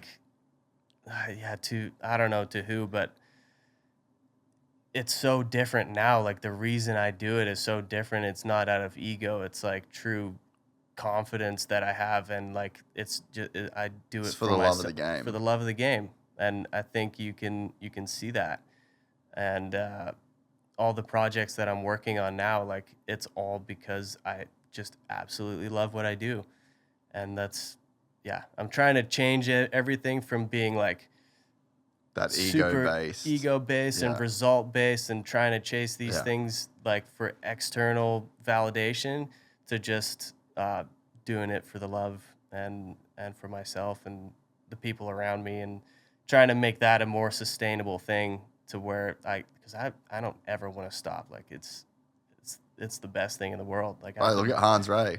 He never stopped. He never stopped. Yeah. Brett Tippy, same thing. Yeah, dude, Tippy for real. Still ripping. Yeah. And I mean, I hope that this stuff works, man. Because I still have a very long list of things that they're gnarly, but I know I can do them, and I'm gonna go after them, but I need to just like have a good balance. It's funny because that's the dichotomy of life in a way, right? Like you don't get to where you're going or where you think you can go without some kind of ego. Yeah. There needs to be at least maybe in the beginning. Like, I don't know many people that have got to a high level of doing what they're doing without a certain level of ego around what they want to achieve. And you're right, like that validation comes from, it's like a lot of times external. Yeah. And then you end up being the kid, like, I mean, I don't know the first time it was like that for you, but you end up being a kid that wants to impress his mates or impress his brother, or like you have that pull of the ego to be like, dude, if you backflip this right now, you'll be the fucking man. And then you do it and you end up proving to yourself over and over again that like you can do it, and you get bigger and you get better and your skills develop. But then it's like that same thing that made you, as the stakes get higher and the jumps get bigger and the drops get bigger and the tricks get gnarlier, and that can be the same thing that breaks you. Yeah. And so you get betrayed by the thing that got you to where you are. Dude, you nailed it right on the head. That's exactly the way it happened in my career. And that's when you just need to make some changes. Yeah. Some big ones. And that was one of the toughest things that I had to do coming back from that injury, was completely like changing everything about myself and my riding, and realizing that I'm not this crazy Superman who can get away with everything, and like crashes, even if I broke my femur, would give me confidence of like, okay, I can fucking bounce back from this, no problem. That's iconic, dude. It's so stupid. Yeah. And but it's incredible. It's like retardedly incredible. You know? It was cool while it lasted, but it only lasted like Yeah. a couple of months before I blew myself to pieces. Yeah. And then I had to really look myself in the mirror and be like, all right, I'm obviously like, dude, it was such a grind to get myself back to a baseline level to where I was happy. And even going back to Rampage that year, I was already looking at like just the scouting days. Yeah. I was just looking at the big shit again, and I was like, and then luckily Carson was like, dude, what, like, let's just fucking have fun this year. Yeah. And we ended up sharing the whole line together. We had a super fun line, and it was just fun to ride. But then I was so hard on myself for not tricking anything. Like, I was gonna flat drop flip or big drop, and decided not to do it the morning of, just because I hadn't practiced it. I just didn't feel good about it. And I was not ready for another crash. Yeah. Like, normally I'd be like, okay, I'm strong enough to like Take take a hit if I have to. You never know, like on a drop that size. You just Yeah. shouldn't really think like that. But yeah, I don't know where I was going with that. Well, yeah, it's just like you basically have, you finally have the conversation of like, I'm just not gonna. It's like the ego can't be the one steering the ship. This time around. And I guess that was like the first time learning that lesson. Yeah. And it was in front of the whole world. And I learned that I was my own hardest critic. Well, that's your ego too. Yeah, it was exactly. And then after that, it was just trying to build myself back up as a rider that I was happy with. And then I'm trying to think of the timeline of X Games, because when I got the invite for X Games, I was so excited, but at the same time I was like,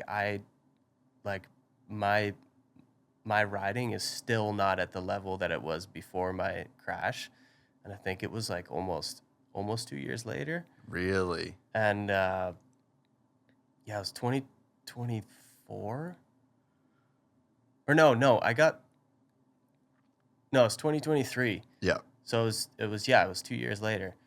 And during the middle of X Games, I had to do Rampage as well. But just making that decision of X Games, I knew if I was gonna accept the invite, I was gonna have to do everything I could to win, because if you if you don't win, you don't get invited back. And that's always been one of my biggest goals in life, is to, just get into X Games as a mountain biker is like one of the most difficult things ever. But I knew if I could get into X Games, I knew I had a real good shot at winning, because I just love the process of filming stuff. And and then during the middle of that, just building myself up from like really weighing out the risk versus reward and throwing out the way I rode before out of ego. And dude, there was so many times, and you would never be able to tell because of the way the video turned out, but there was so many things that I walked away from for no reason. Like the double cork 1080, whatever, double flip 3, whatever you want to call it.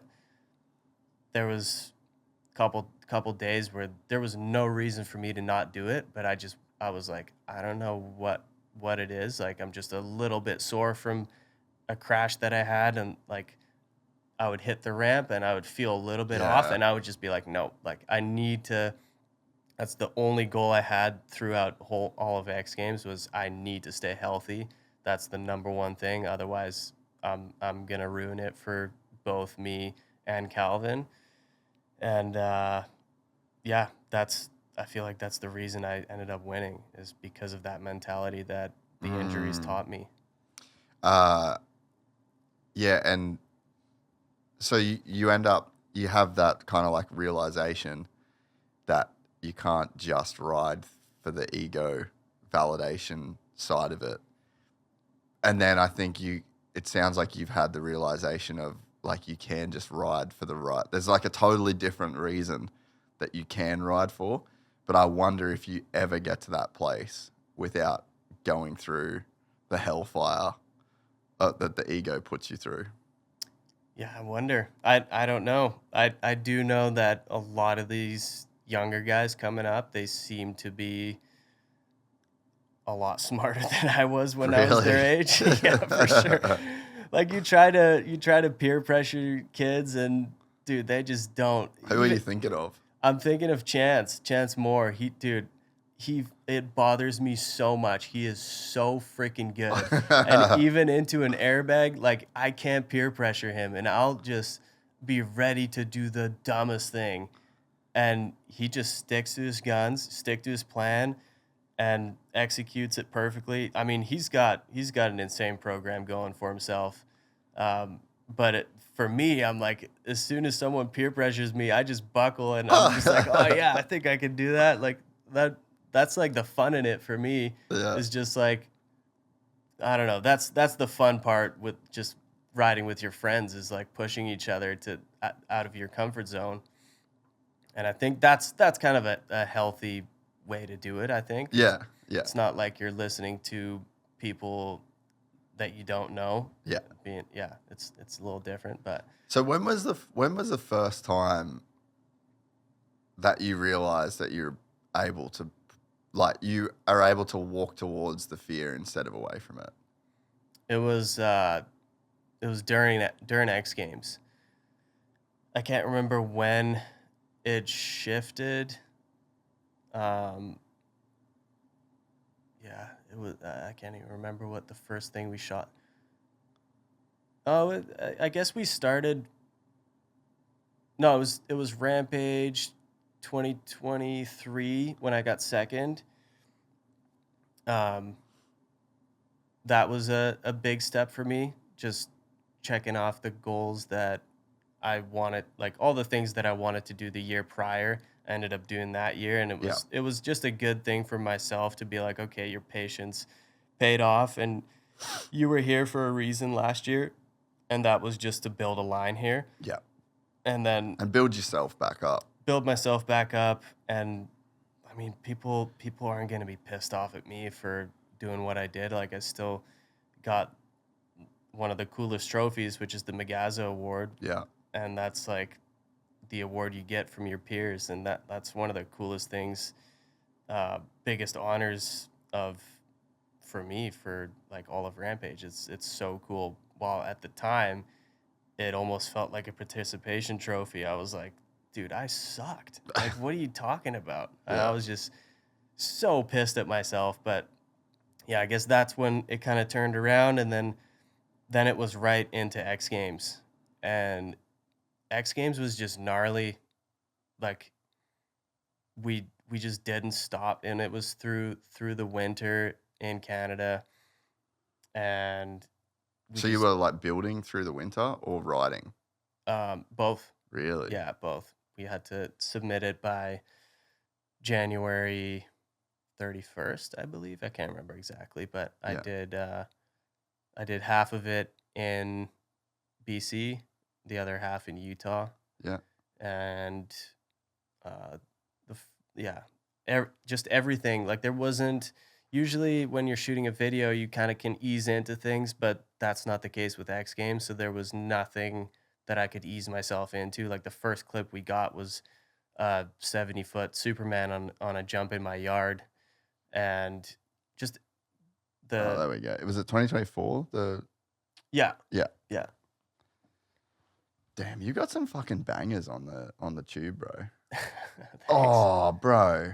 No, come on. Yeah, that one sucked too. Don't be fucking doing that shit. Is this in your yard? Or No, this is on Vancouver Island. Okay. This is my yard. Oh my God. Yeah, there's nothing chill about that, eh? No, frozen landing too. Like, you can't see it. but- Really? oh yeah, it was terrible. That Bro. was the last clip we got of the whole video. talk about relief. Yeah, seriously. This was the first clip we got. Oh. This was terrifying. Bro. The fuck are you up to? Just dumb ideas. It's like unreal though. Yeah, that's those split squats there.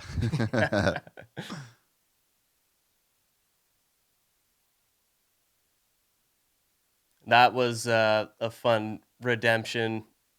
I meant to do the flip tuck in my run at Rampage that year, and Didn't that's do why it you and- didn't take the hands off? Yeah. Yeah.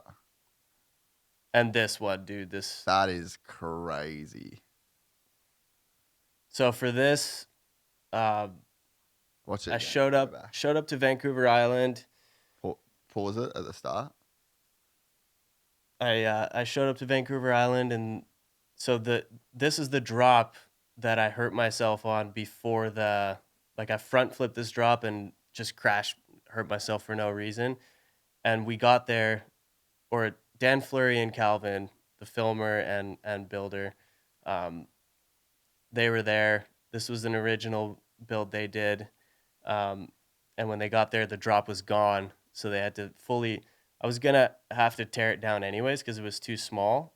And this, like, you can't really tell, but it's a pretty big drop, like, Yeah. especially for a hardtail.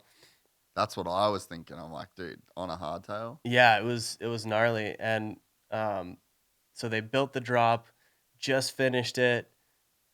And then I think I got one, I don't know, a handful of hits on it. And we had a 30-minute window one day to get this done. And then the next day, we were going to get 40 mils of rain. Oh, And then the day after, Calvin had to leave on a different shoot. And so I knew it was just one shot. And I also, the torque on my neck for this trick, I couldn't wear a full face helmet. So I had to wear a half shell. And I just knew if I didn't land it on the first go, it was over. And this was like midway. We weren't even halfway done the video. So it was a risky one. And dude, greatest feeling in the world Really? riding When away you- from that. What's up, Gypsy Gang? I'm so stoked to announce my new flannel with Dixxon. You can check the link in the description below or head to Dixxon.com. But we've been working on this for about a year now. I picked all the colors, I picked the design, I picked the patterns, and it's finally alive. If you've worn Dixxon flannels before, you know that they are the best flannels that you can buy. And if you've never had the privilege of owning a Dixxon flannel of your own, this is about as good as an excuse as you will ever have. I've been wearing this flannel all through Japan. I've been wearing it on the podcast. It's well and truly wear tested. Remember, head to Dixxon.com, click the link in the description to cop the all new Gypsy Tales signature Dixxon Flannel.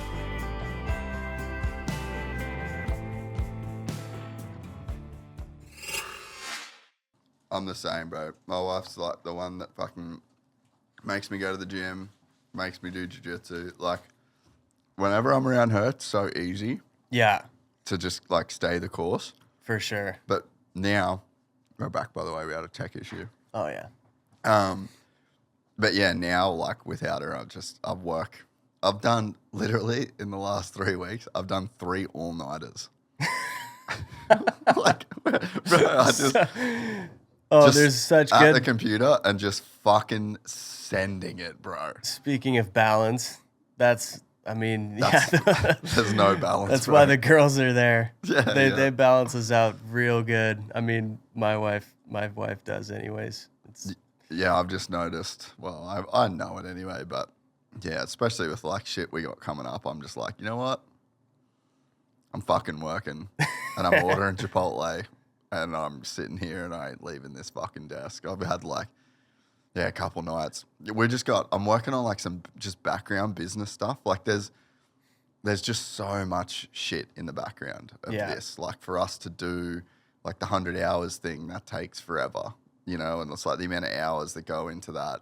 And then there's 5 of them that are already in the works of, you know, 5, damn. or like other projects. There's like 2 bike builds that haven't been released. So there's like, Sick. the business is going, and there's like the front end podcast side of it. But then there's just like almost a whole nother business in the background of like these other videos and productions. And yeah, just in it, grinding. Yeah. And then like, yeah, when you've got no one around to slow you down and make you eat and train and Make you eat. yeah, you're just like Just the little things. yeah, just Keep you alive. go full send. Yeah.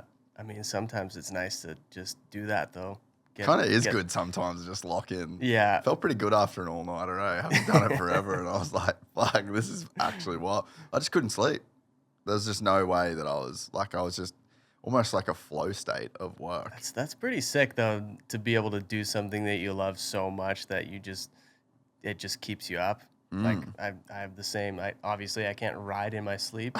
yeah. But I'm fucking up all night dreaming about like this project. I slept very little during it because I was just like, oh, like I can't wait to do this. It's beautiful. Yeah, like, it's I love awesome. that. You know, Yeah. it's not sustainable. No. You can't do that forever. And it's been three months for me where I'm like, oh, I need my fucking wife back. Yeah. But That's gnarly. it's That's a long time. It's awesome though to like, I guess that locked in feeling and just fully going for it. Yeah, that's But yeah, insane. you can't do that 24 hours a day forever.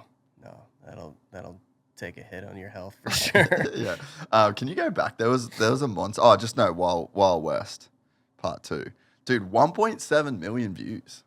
Yeah, that one went crazy. What's the story here?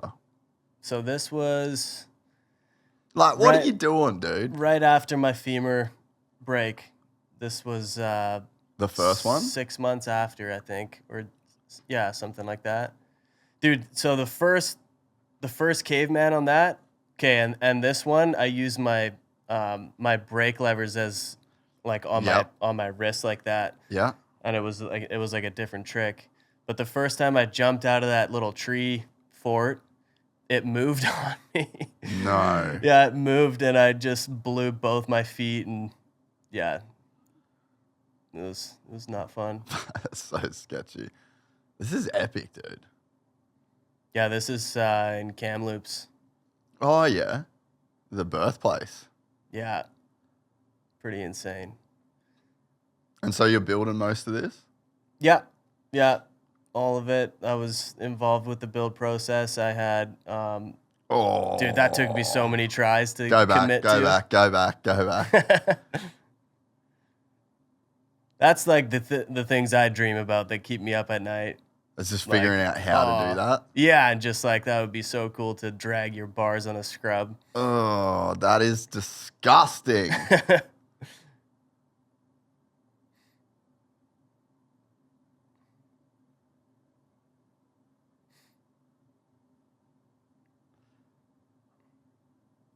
fronty 180. That's so cool. Tried to learn the fronty flare on a quarter pipe, and I couldn't really do it. So this was kind of my workaround. Yeah, next best thing. Switch cashy, a little sketchy, but this one was terrifying. This was just a huck. I didn't know what was gonna happen here. Look how bumpy that drop is too. Dude. Also a big drop for that trick. Oh my God. These two clips were filmed like an hour apart. So you were just on one. Yeah, I woke up, chose like violence. 4 a.m. and did two. I hadn't even tested this jump. Did 2 warm-up jumps and then got the trick. We were fired up and we were like, all right, we got one more, and we could either do it like we still have time right now, or we can just wait and do it tomorrow. But I was like, let's just get it done. That is so fucking cool. Oh, that was a fun one. And that was just a video project just for Monster and Yeah, Monster and Adidas, and that was just they just let me do my thing, and I went all in on it. That went pretty well for him. Yeah, I just want to keep doing those kind of projects. Yeah. Right now I'm working on a few, like the documentary about the injuries. That's like, dude, it's a lot. I think it'll be like a 30-minute episode, like a TV series almost. I don't know where it's going to be released. The idea was to get it try to get it on a streaming platform, but at worst case scenario, it ends up on YouTube on someone's channel, and it'll be a couple, like 4 or 5 episodes. Yeah. And then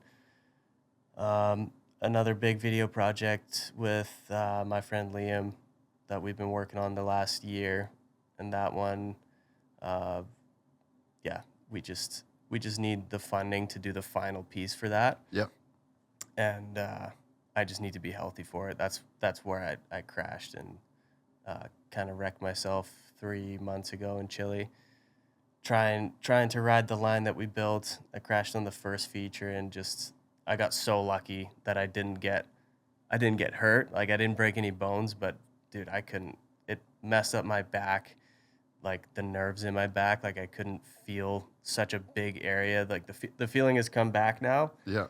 But it was a scary one. I ended up going to the hospital just to get myself checked because I was like, there's no way I'm not broken. Like, I hadn't been in that much pain in a very long time, but nothing broken. And I don't know. And you're in Chile? Yeah. You don't want to get hurt there. Dude, the hospital was better than Canada. Really? Yeah. That's not saying much. Canada is pretty bad. Okay. Like, I've gone into the hospital in Canada last year with a broken ankle, and I was there for 5 hours and I got one shitty x-ray where you couldn't even really, like, the doctors that I saw after my hospital visit were like, this is a terrible x-ray. Like, we can't really tell too much, but you could tell that my ankle was, like, displaced. Mm. And so waited for 5 hours in the hospital, didn't get to see a doctor. They just took an x-ray. I had to ask to see it so I could take a picture of it. And they just gave me a prescription of morphine pills and just sent me out the door. They were just like, it's sprained. That's like, insane. You guys fucking suck. That is insane. Like, if I didn't know any better and I started taking these pills, like, we have such a problem in Canada with that anyways, with all the crackheads and the free healthcare and decriminalized drugs. Like, the crackheads just go into the ER now, and they can't do anything but to help them. And meanwhile, we're coming in with broken bones and just get sent away. It is crazy. It's stupid. It is crazy. Yeah.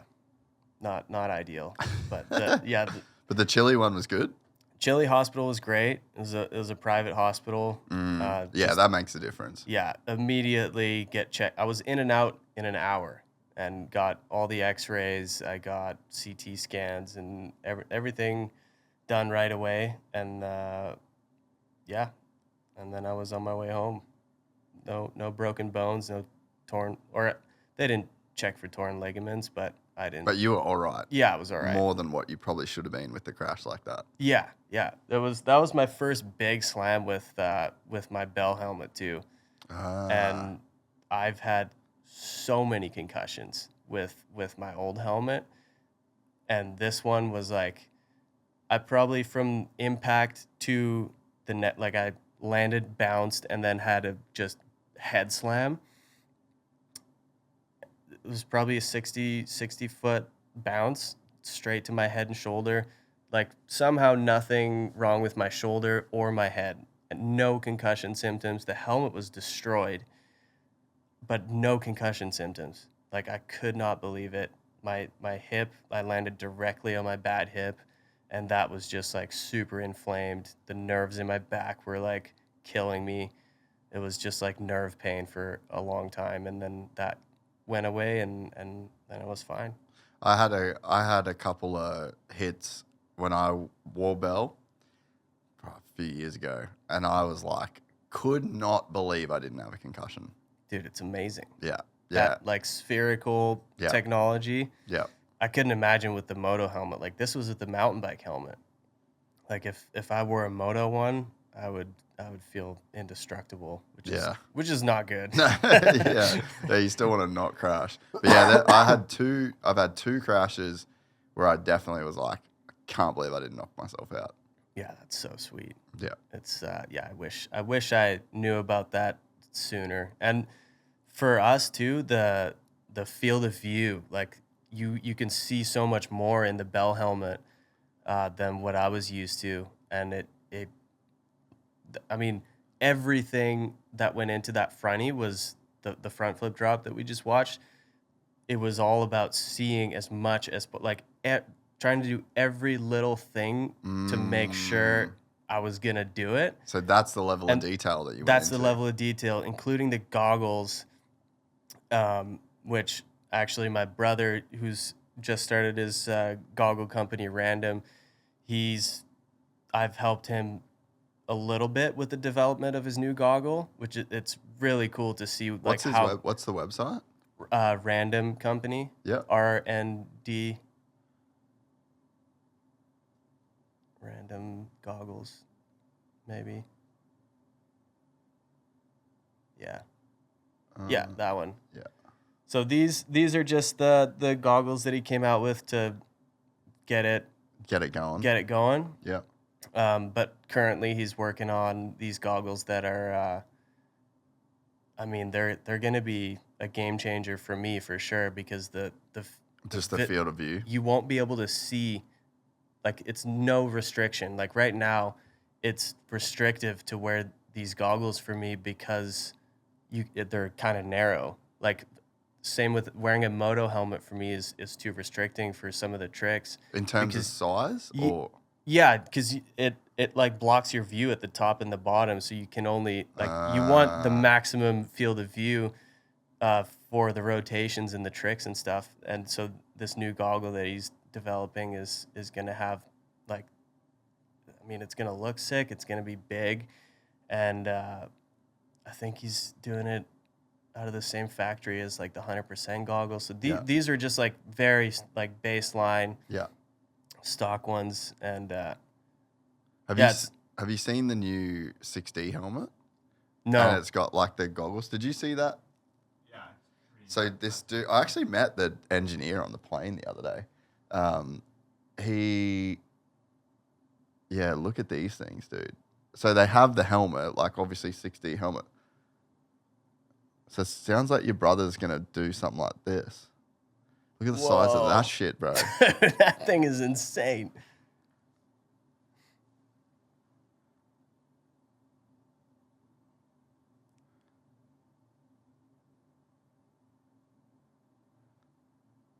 That's wild, That's crazy. No, it's not like that.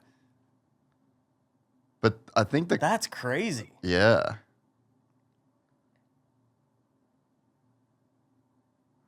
Like, I'm kind of into it.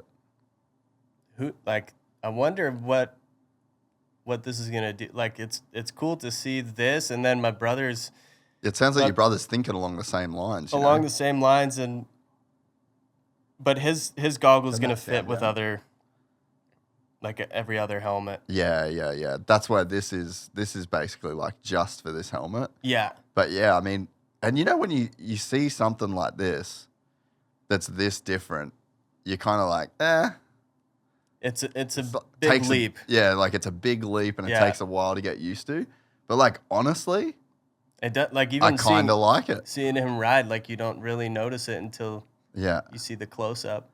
But yeah, I mean, so it's cool to hear you say that your brother's thinking that same way, to where it's like he's really thinking about maximizing the field of view. Yeah, Because if you would, it never even crossed his mind. Yeah. It never crossed my mind either until I really wanted to push the limits of what I physically was able to do on a bike, and I knew I needed every little advantage to be able to like survive that. And the goggles was a big one for that, and the helmet as well. So can you pull up the Bell mountain bike helmet? So this has a big field of view. Yeah, it's big field of view. I found out it's really safe. The So which full, one do you? the full 10 which spherical. one is it? Oh, Go up. Yeah, that one. Yeah. Oh, Yeah. that okay. one's the MIPS, but same helmet. Yeah. Just Oh, that's not the spherical. That's the No. MIPS. Yeah. Okay. Try and find the spherical one. Oh, it's probably that one down there. yeah. Yeah, There yeah. you go. Yeah. Right. And so that has an obviously bigger eye port. Yeah, you can see so much. It's not restricting at all. Like looking up or down, you can see so much, Yeah. and it's super safe Yeah. and light, super light. That's a wild design. I've never really paid that much attention to it. Fuck, that Yeah, looks insane. Dude, it's such a dope helmet. Hmm. I like their Moto one too. It looks so sick. Yeah, their Moto one does look fucking good. Yeah. Yeah, even the 9 looks good. Like the 9, the 10, like they just. Yeah, I agree. But I think that there's something to be said for a company that only makes helmets. For sure. You It's- know, like if that's your only thing that you're doing to make money, then And they've it's been probably doing got to it be for a pretty long good. time. yeah, Yeah, for probably sure. got to be good. Yeah.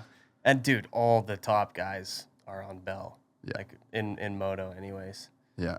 Oh, that's cool. Yeah, I mean, it's just crazy to think that, like, okay, I'm making a decision to go to a helmet so that I can see more shit when I fucking front flip. Yeah, dude, that was like I was just gonna buy it, and then they ended up just being stoked, and then they signed me after that fronty, and that's kind of how our relationship started. So it was like that was my helmet of choice. Like that was the one I wanted, and then we ended up building a relationship off of that, which is the sweet way to do it.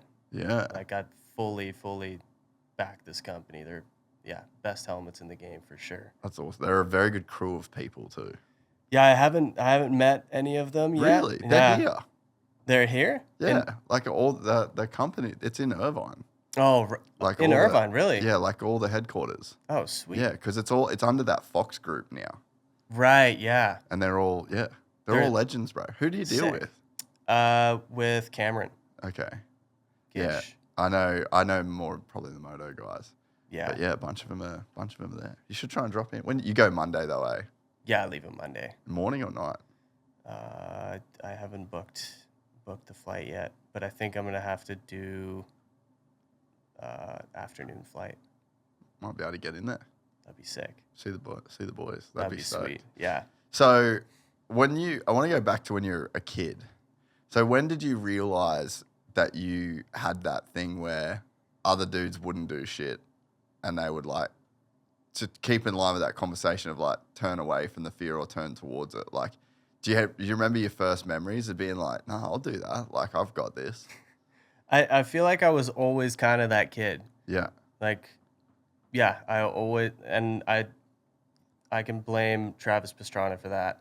Just watching Yeah. him and Seth Enslow also major influence. Those two are probably some of the biggest influences in my childhood, I would say. And I feel like you can kind of tell in my riding maybe. But I was always the kid that was just wanting to try the biggest, stupidest thing, even if I didn't have the skills to back it up. And I would just kind of do that until I would. Till you had the skills to back it up. Exactly, yeah. And that's how I raced as well. Like when I was racing downhill, and it didn't pay off for me. It was like either podium or crash. Yeah. And it's and then I had the same thing with free ride and slopestyle. But I just had more fun doing the tricks. Like I was obsessed with the tricks. Like racing was super fun up to a point where the point was like go to the gym and take it seriously and like look for this little small gains here and there and bike setup, and it just got too I don't want to say nerdy, but it was just a little too serious for me at the time. Like I was just too ADHD and didn't want to pay attention to that. And then at the same time, I was making money, like prize money, winning competitions in slopestyle. And I was like, okay, I'm just going to do this. Like, this is way more fun for me anyways. And, yeah, I'm glad I did that. But I also am very glad I have the racing background because it builds such a good base. Foundation. Yeah. Yeah. So, but you were just always the kid. Like you just did. Do you think that you didn't feel fear in the same way as a kid, or you just always just fully blocked it out? Like you more focused on the outcome than the fear? No, I was definitely afraid.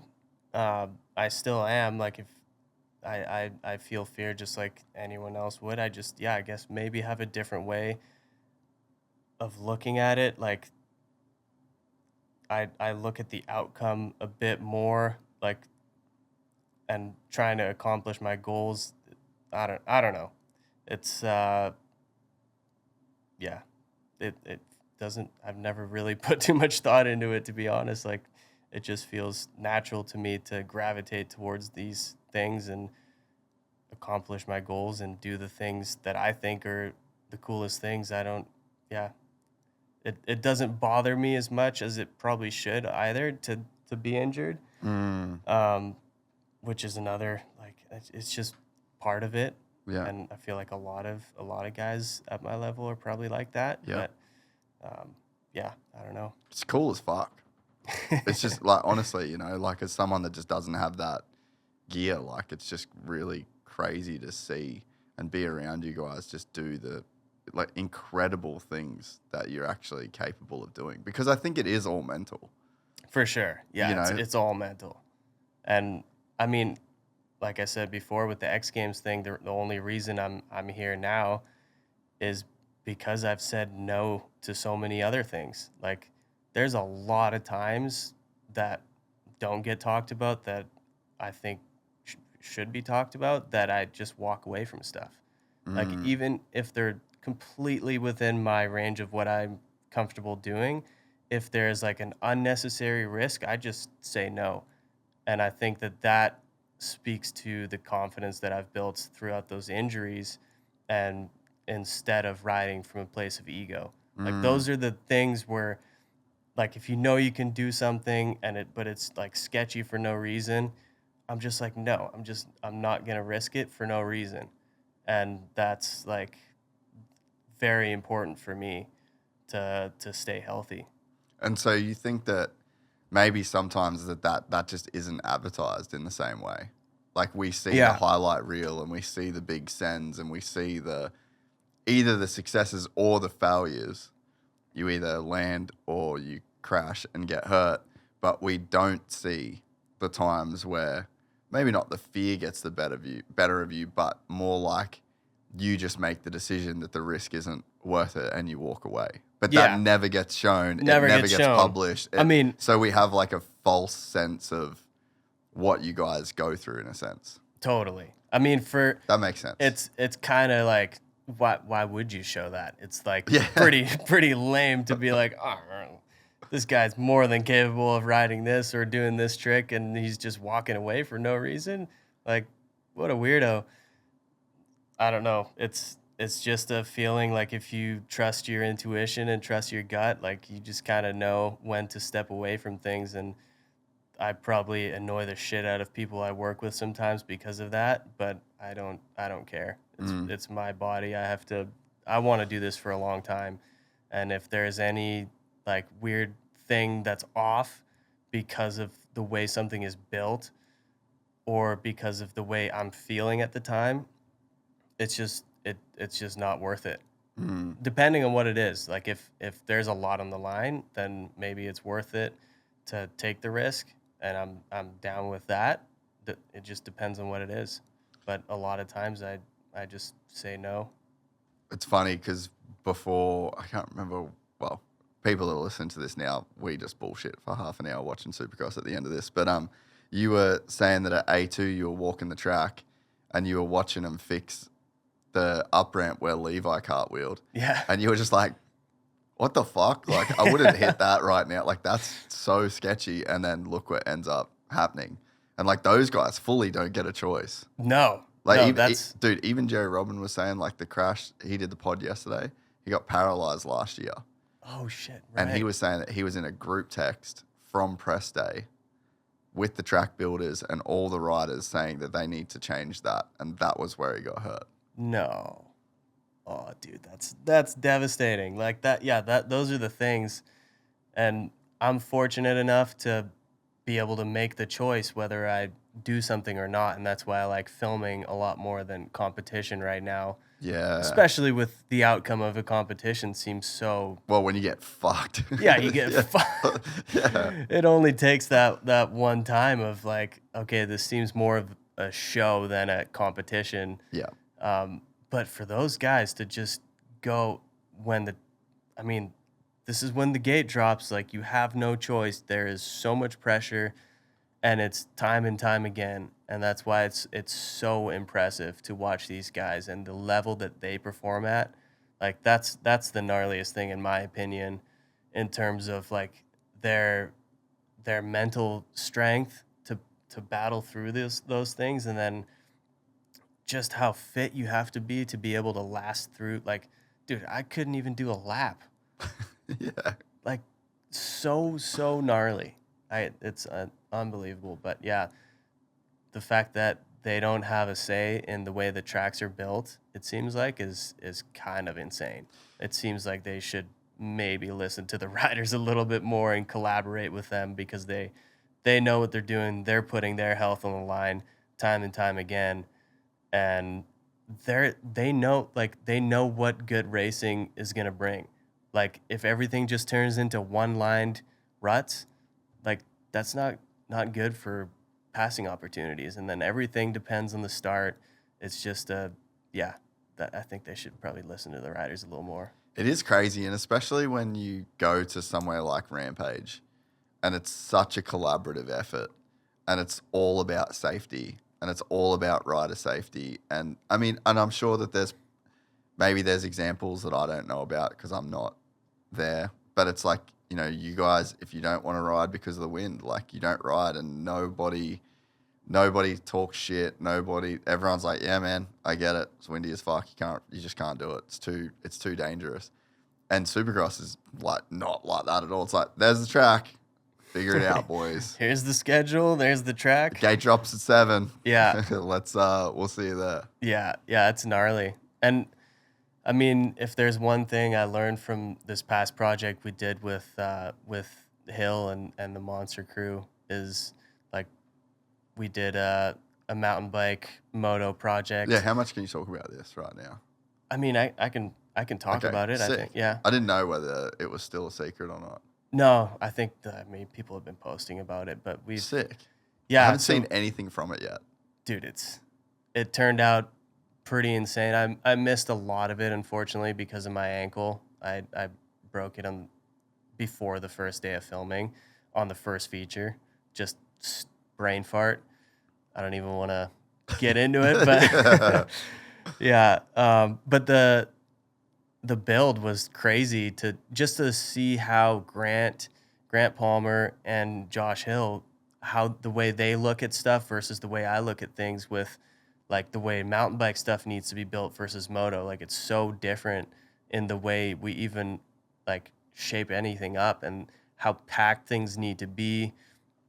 And I mean, a lot of it transfers over, but then there's like the thing of like on a dirt bike, you can build a corner and it doesn't need to be like absolutely perfect. Whereas on a mountain bike, you kind of need to compress here and come out of it, and it needs to shoot you that exact direction, especially if you're maximizing speed and size on everything. It needs to be absolutely perfect because we don't have a way like there's just all these tiny little tweaks that we always need to make, and it needs to be just butter smooth to get the maximum speed out of it. So that was like a really eye-opening thing to see how different those two things were. And dude, and just the size of their stuff and the way they were just able to kind of plow through, even if something wasn't ideal, they would just do it. Like it was mind-blowing. It was so freaking cool to see. Was that the closest you've been to that kind of stuff before? Yeah. I've never seen. I mean, I've been to like X Games and Supercross races, and I've ridden with Josh before, but it was just like watching him ride on like kind of more regular stuff. This was like massive gaps and stuff that he'd been spending time building for a month prior to like push his own limits, as well as some of the best free riders in the world came to join him. And then same on the mountain bike side. So it was really cool to be a part of that project, and just heartbreaking to not be in the video at all. Just like doing that whole build with him, and then just like not even get to ride any of it was such a kick in the nuts. Oh, I bet. Has Josh got any stuff on his Instagram about it? We've made some posts. Like that was a post about it as well. This dude is an absolute nutcase. Dude, in the best way. I can't talk about like the stuff he did, but he crushed it really, really hard. God, I can't wait to watch this. I was supposed to come out there, but then ended up being the same as week as MotoGP. So I couldn't get there. Fuck, it looked so good. Nixon was showing me tons of photos. Oh yeah. Man, I was like, fuck. Dude, it was so cool. Like such a beautiful place. Oh, Vicky was out there? Yeah, dude, she crushed it too. She's a savage, dude. How's Justin Hill just full Ariat? Dude. Like in Wyoming, man. Oh yeah, such a nice dude as well. He's the best, eh? Yeah, those two are just so incredibly talented. This is going to be unreal. Yeah, it's going to be next level for sure. Do you know when it comes out? I think sometime in June. Okay. Dude, this lip was ridiculous. I spent 5 days just on that lip with a 210 excavator. Really? Just like trying to get it perfect. And Kyle Straight made my day. He said it was the best lip he's ever hit in his life. I was like, damn, that's amazing. Coming from him. Yeah. He's hit a lot of lips. It's too bad that the boys did not. We measured we clocked them. They were going 55 miles an hour into it, and they need to be going just a little bit faster. Like they weren't quite clearing it enough to be able to trick it, which was kind of a bummer, but yeah, is what it is. That's what I really hope that this thing does well. Oh, and dude, Patrick, he's a psycho. What a psycho! Oh, there's so many things that I wish like me and him could have done on some of those jumps. Oh, really? Just so many things in general, but yeah. Fuck! What a sick week out there, dude. Yeah, it was insane. I'm so pissed I missed it. Next year, maybe I'll. I just want to dude, it's so sick being out in California too.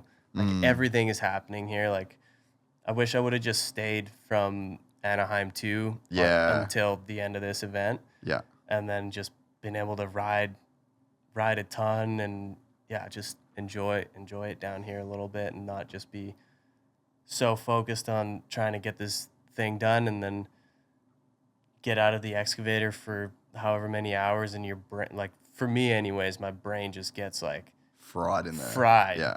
And then you have to hop on the bike and ride these, like, I mean, these guys came from Darkfest and they came here thinking it was going to be more chill, and they were like, dude, this is much gnarlier.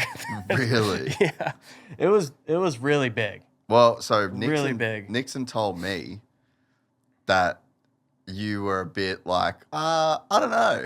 I feel like you guys might have gone too far.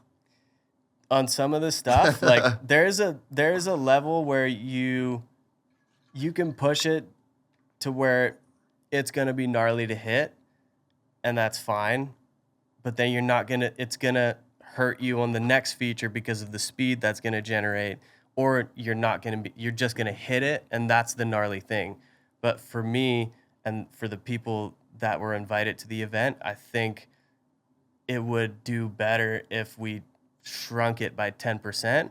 So that it could be more so of that a line. you can trick it, and it's still going to be big. Like, we measured the some of the things, and it's like really pushing the limits.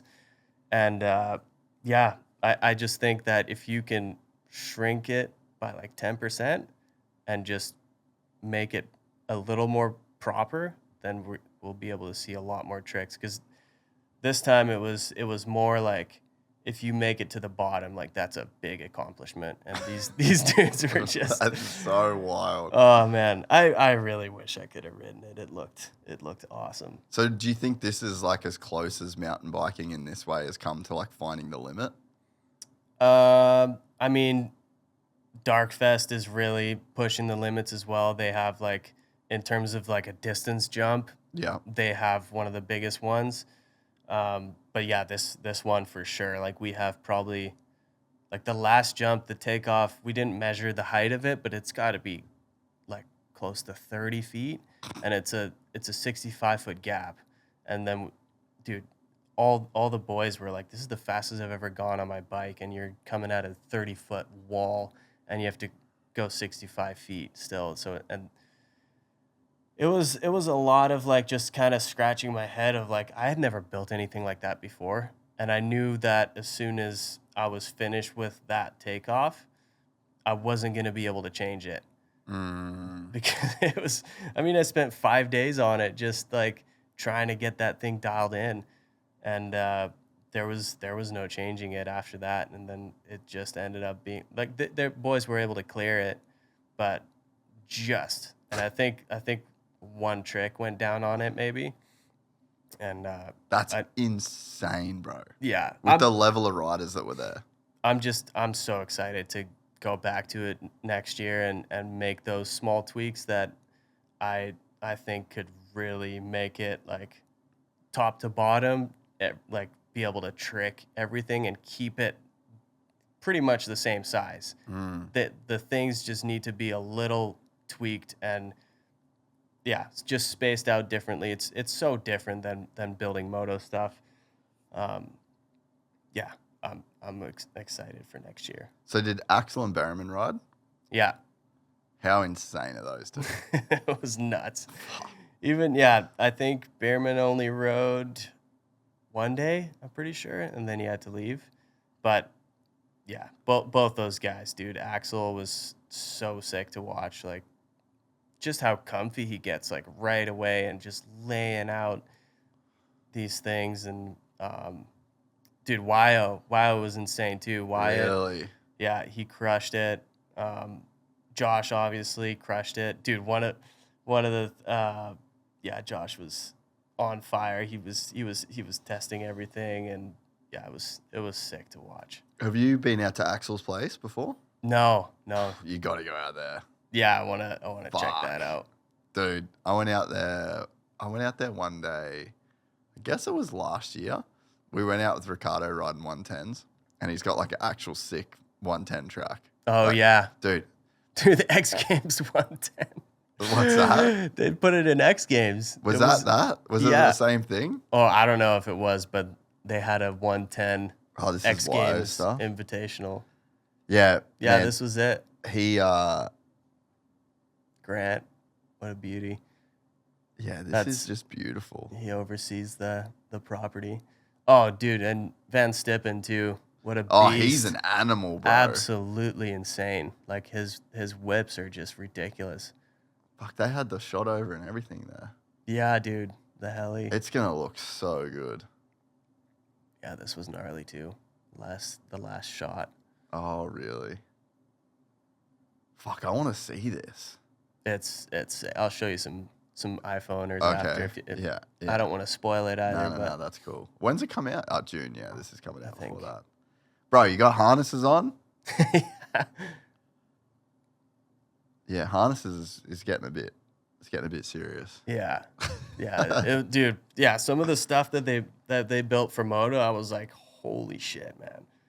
It was so cool though. The last jump that I was just telling you about, that was 65 feet for us.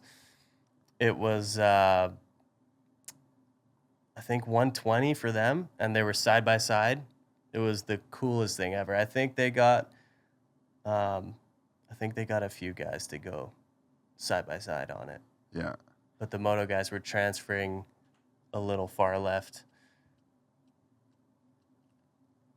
Yeah, dude. What a fucking beast. Yeah, you go to Axel's, and yeah, so we spent most of the day riding 110s, and I guess he'd been hurt or something. And like the 110 track was so sick. He actually had a 144 Cowie, like a KLR, Oh yeah. and I got on that thing, and that was like, I actually think it made me ride my big bike better. Like I kind of unlocked something in my riding that I've That's never sick. really done before. Yeah. And man, we just had like the best session riding. And then he's like, all right, I'm gonna get on my big bike and I'm gonna ride. First time riding in I don't know how long because he'd been off, bro. It was like mind blowing. Really? Oh, the size of some of those jumps, and you just know how fast he's going. Like when you're just seeing how fast he's hitting these berms, and it's just like second gear, yeah, everything on this shoot, and then clicks third, yeah, like on the valves on a 450, Oh, dude. and you're just like, brother, Dude's a beast. He was. like this shit, like that Oh is. my god. Have you That jump looks. That's That's the one. literally what I'm talking about. So like play the sound on that. That jump is insane. Listen to how fucking fast. That's just the whole thing. That's wild. I Like- think the first jump, or not the first jump, but one of the jumps in the line at for this monster video, there was a double. So they would come out of a berm. Oh yeah, it was Oh. after this. That's Dude. yeah. Superman. Oh my god. Oh my god, bro.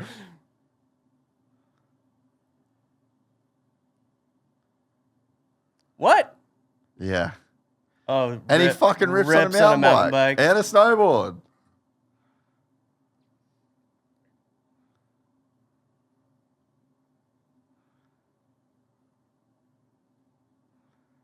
Dude, and he's Like such a cool what? dude too. Like he's the nicest guy. That is honestly the craziest part, right? He's so sick. So when Danny, we went there, him and Danny had never met before, right? Yeah. So, but he wanted to go ride the place, and like Axel was frothing, Danny was frothing, and we left, and even Danny was like, bro, he's legitimately one of the nicest people I've ever met. He was fucking blown away by how actually cool Dude, he yeah. was. It's insane. I mean, I've known him for a while, and I've met him when he was probably like 15 or 16, doing this thing in Switzerland, or I think it was Switzerland, yeah, for Geneva Supercross. So I met him like way back, and he was super nice and super cool, but very young, and he wasn't nowhere near the level of fame and notoriety that he has now. Mm-hmm. But man, like, dude, this is how cool he is. So that day, so he lost his credit card at this little market down by his compound. And then, so he put like, I can't remember whether he put on Instagram that he lost his card or something happened. But anyway, so this kid, random kid from the area, and it's not the nicest area, hits him up and is like, hey, I got your credit card. Like, I'll meet you wherever. So then Axel goes down. This kid just gives him back his credit card. And he was like, no shit. He's like, do you ride? Do you like do anything like that? And he's like, yeah, I've got a moto and like I know who you are and whatever. So Axel invites him to his place. Oh, that's so sick. So we get there and this young kid's there. He's probably like 13 or 14. Yeah. And we're like, oh, he must just be like a friend of Axel's. Yeah. And Axel was like, dude, whatever bike you want, like just go nuts. And No this kid way. was riding the 140 the whole time, the 110, and then he cartwheeled it. He like smashed this bike to bits. And Axel was like not tripping at all. Just was so nice and cool to this that's kid. amazing. And I was like thinking he was like a close friend but like that's how he treats a complete stranger that Dude, did that's- something nice for him. It was just, yeah, I don't think people understand how actually nice and cool he is as a person. I mean, it just speaks volumes to Oh, this is it. that's him.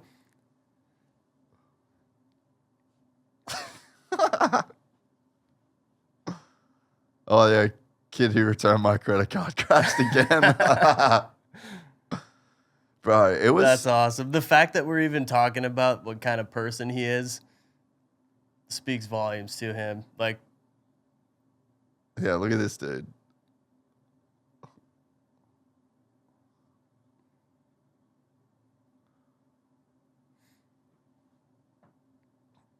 So sick. what a playground, dude. Looks so sick. Yeah, you just let this kid just fucking live the dream all day. That is amazing. Daniel Ricciardo, the homie, credit card kid.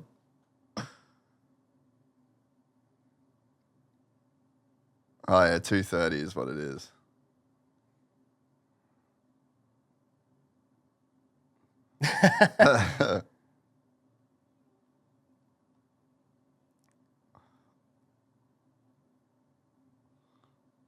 Oh, that looks so fun. It dude. is so fun.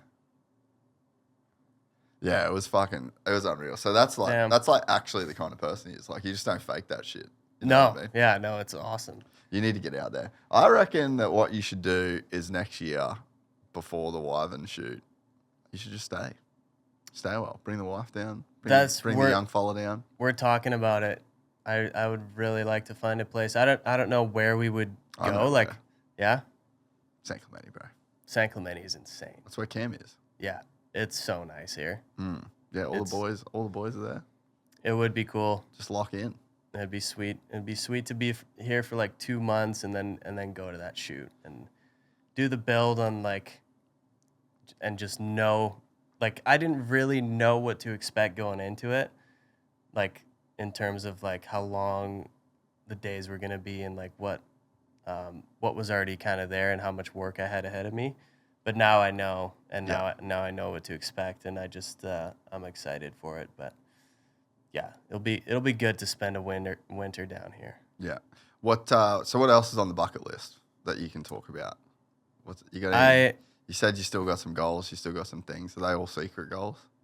Some of them are just like I don't like to say them out loud because Hey, they fair just enough. sound a little crazy. But one of them is I've been wanting to set a world record front flip for such a long time, and I was in the process of that, and I'm kind of glad it didn't happen because of that crash. Like it just needs to be like there was nothing really prepared for it. Like it was all kind of just like kind of winging it. Like the property was there, the opportunity was there, and we just took it. Like we did the build. Shout out to Alan Mandel and Pablo at Pete's Park, Ben Byers and Nico Vink.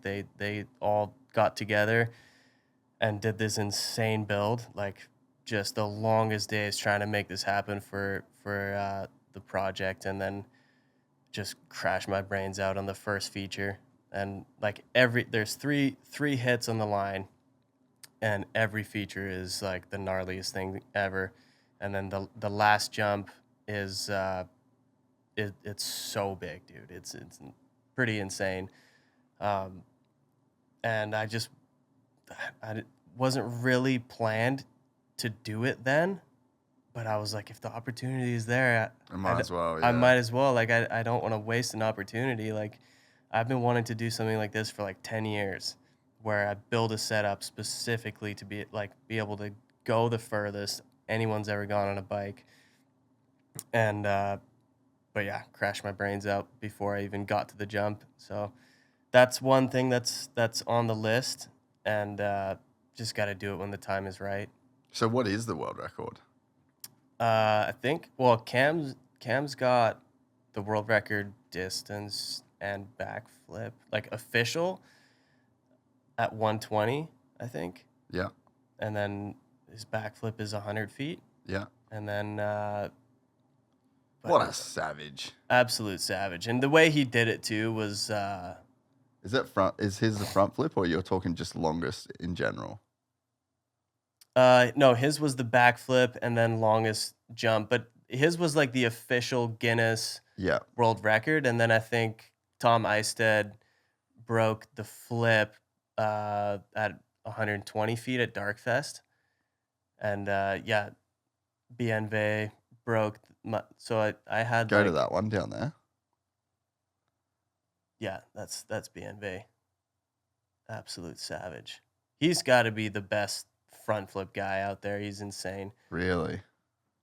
Yeah, and he's just so good at riding big jumps. Like, he just looks so comfy all the way through. Oh my God. That didn't even look like he was going to flip that. Yeah. Yeah, he does it so differently than Yeah. what I would do. Dude, losing it. Yeah, that Yeah. didn't even look like he was like, I guess it's not a You pull. made that it's look like, so easy, dude. what do you call it? Like, if a backflip's a pull, what's that? Like a throw? I don't know. Just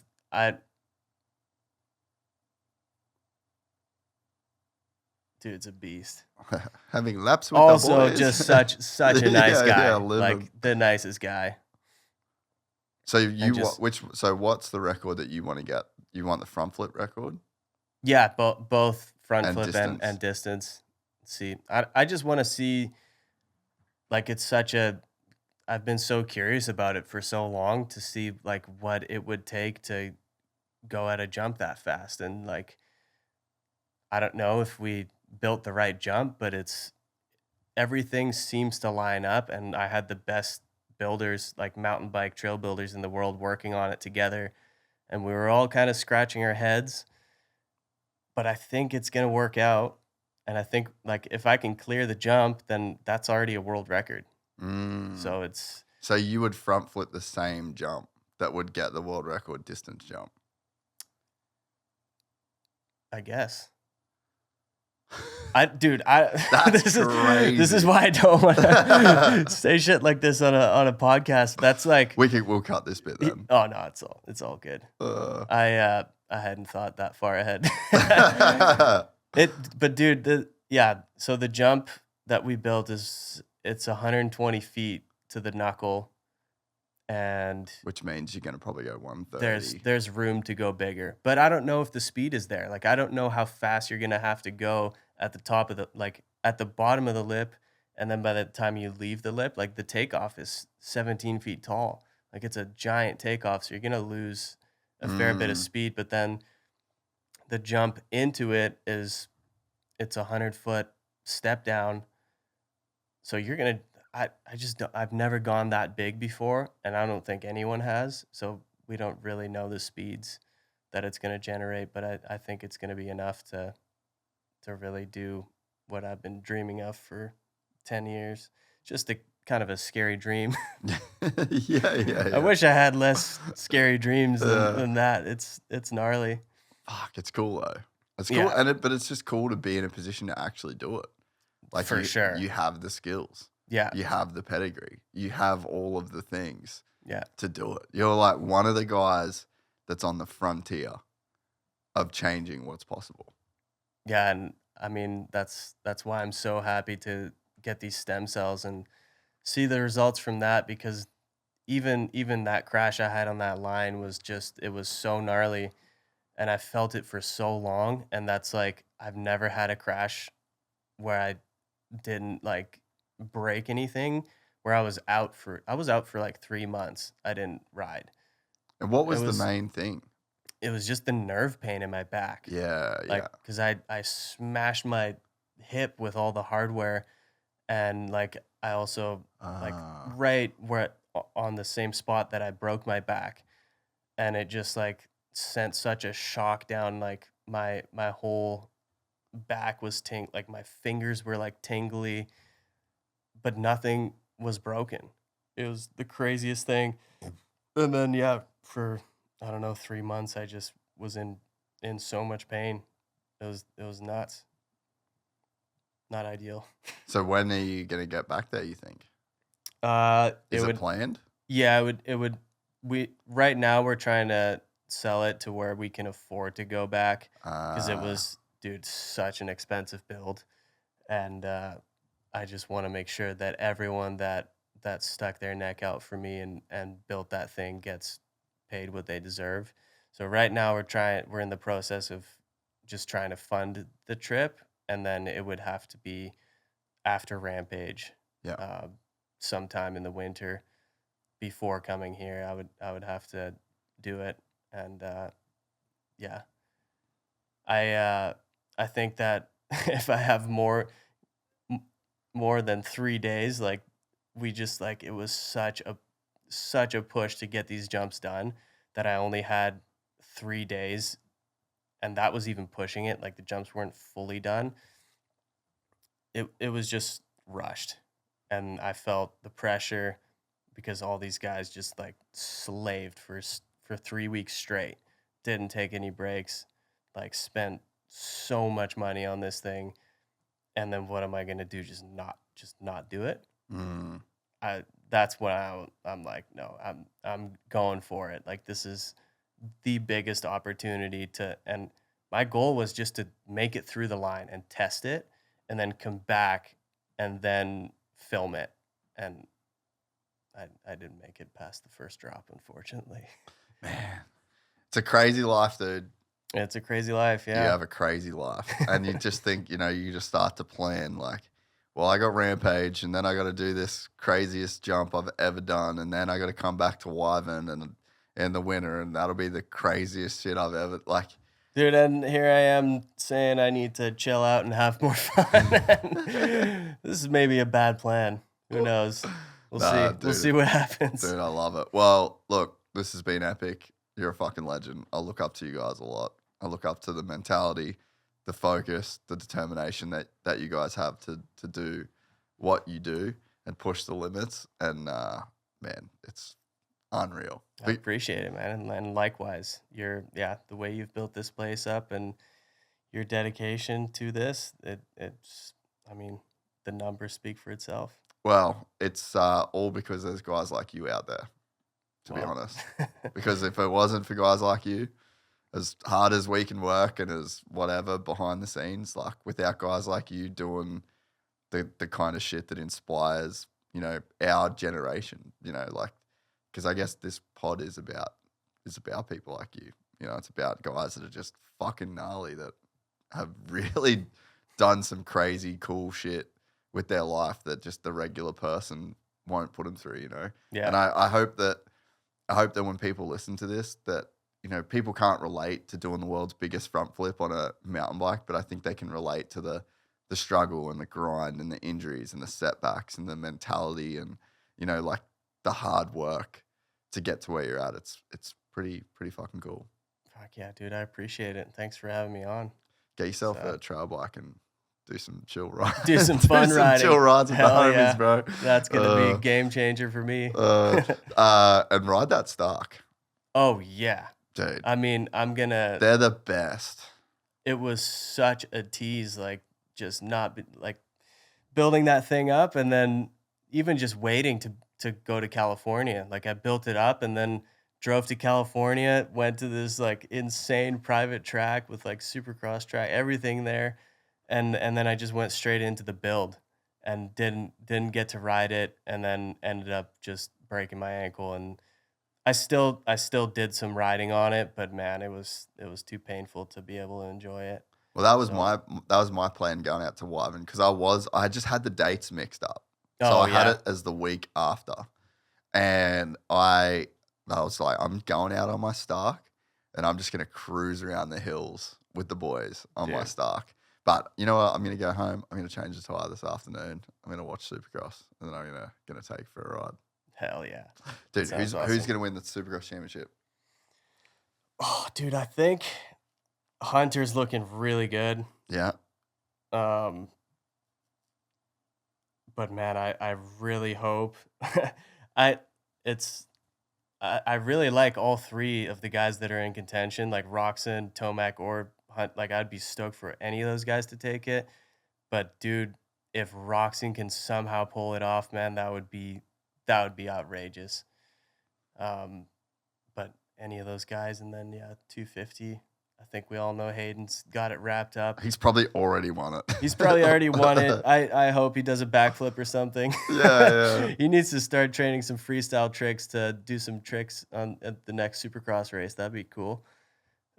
And then Cole, you reckon gets it done? Yeah, I think Cole's got it in the bag. Those boys are going to lock. Well, dude, this was awesome. I appreciate you. Hopefully I'll be at Wyvern next year, and then I'll come and hang for that. But yeah, this was rad. Sweet, man. Thanks for doing this. I'm stoked to finally do it. You're the man, bro. Cheers. If you enjoyed this content, please like and subscribe. And to listen to the full 3-hour podcast, search Gypsy Tales in your favorite podcast platform or click the link in the description below. Gypsy Gang.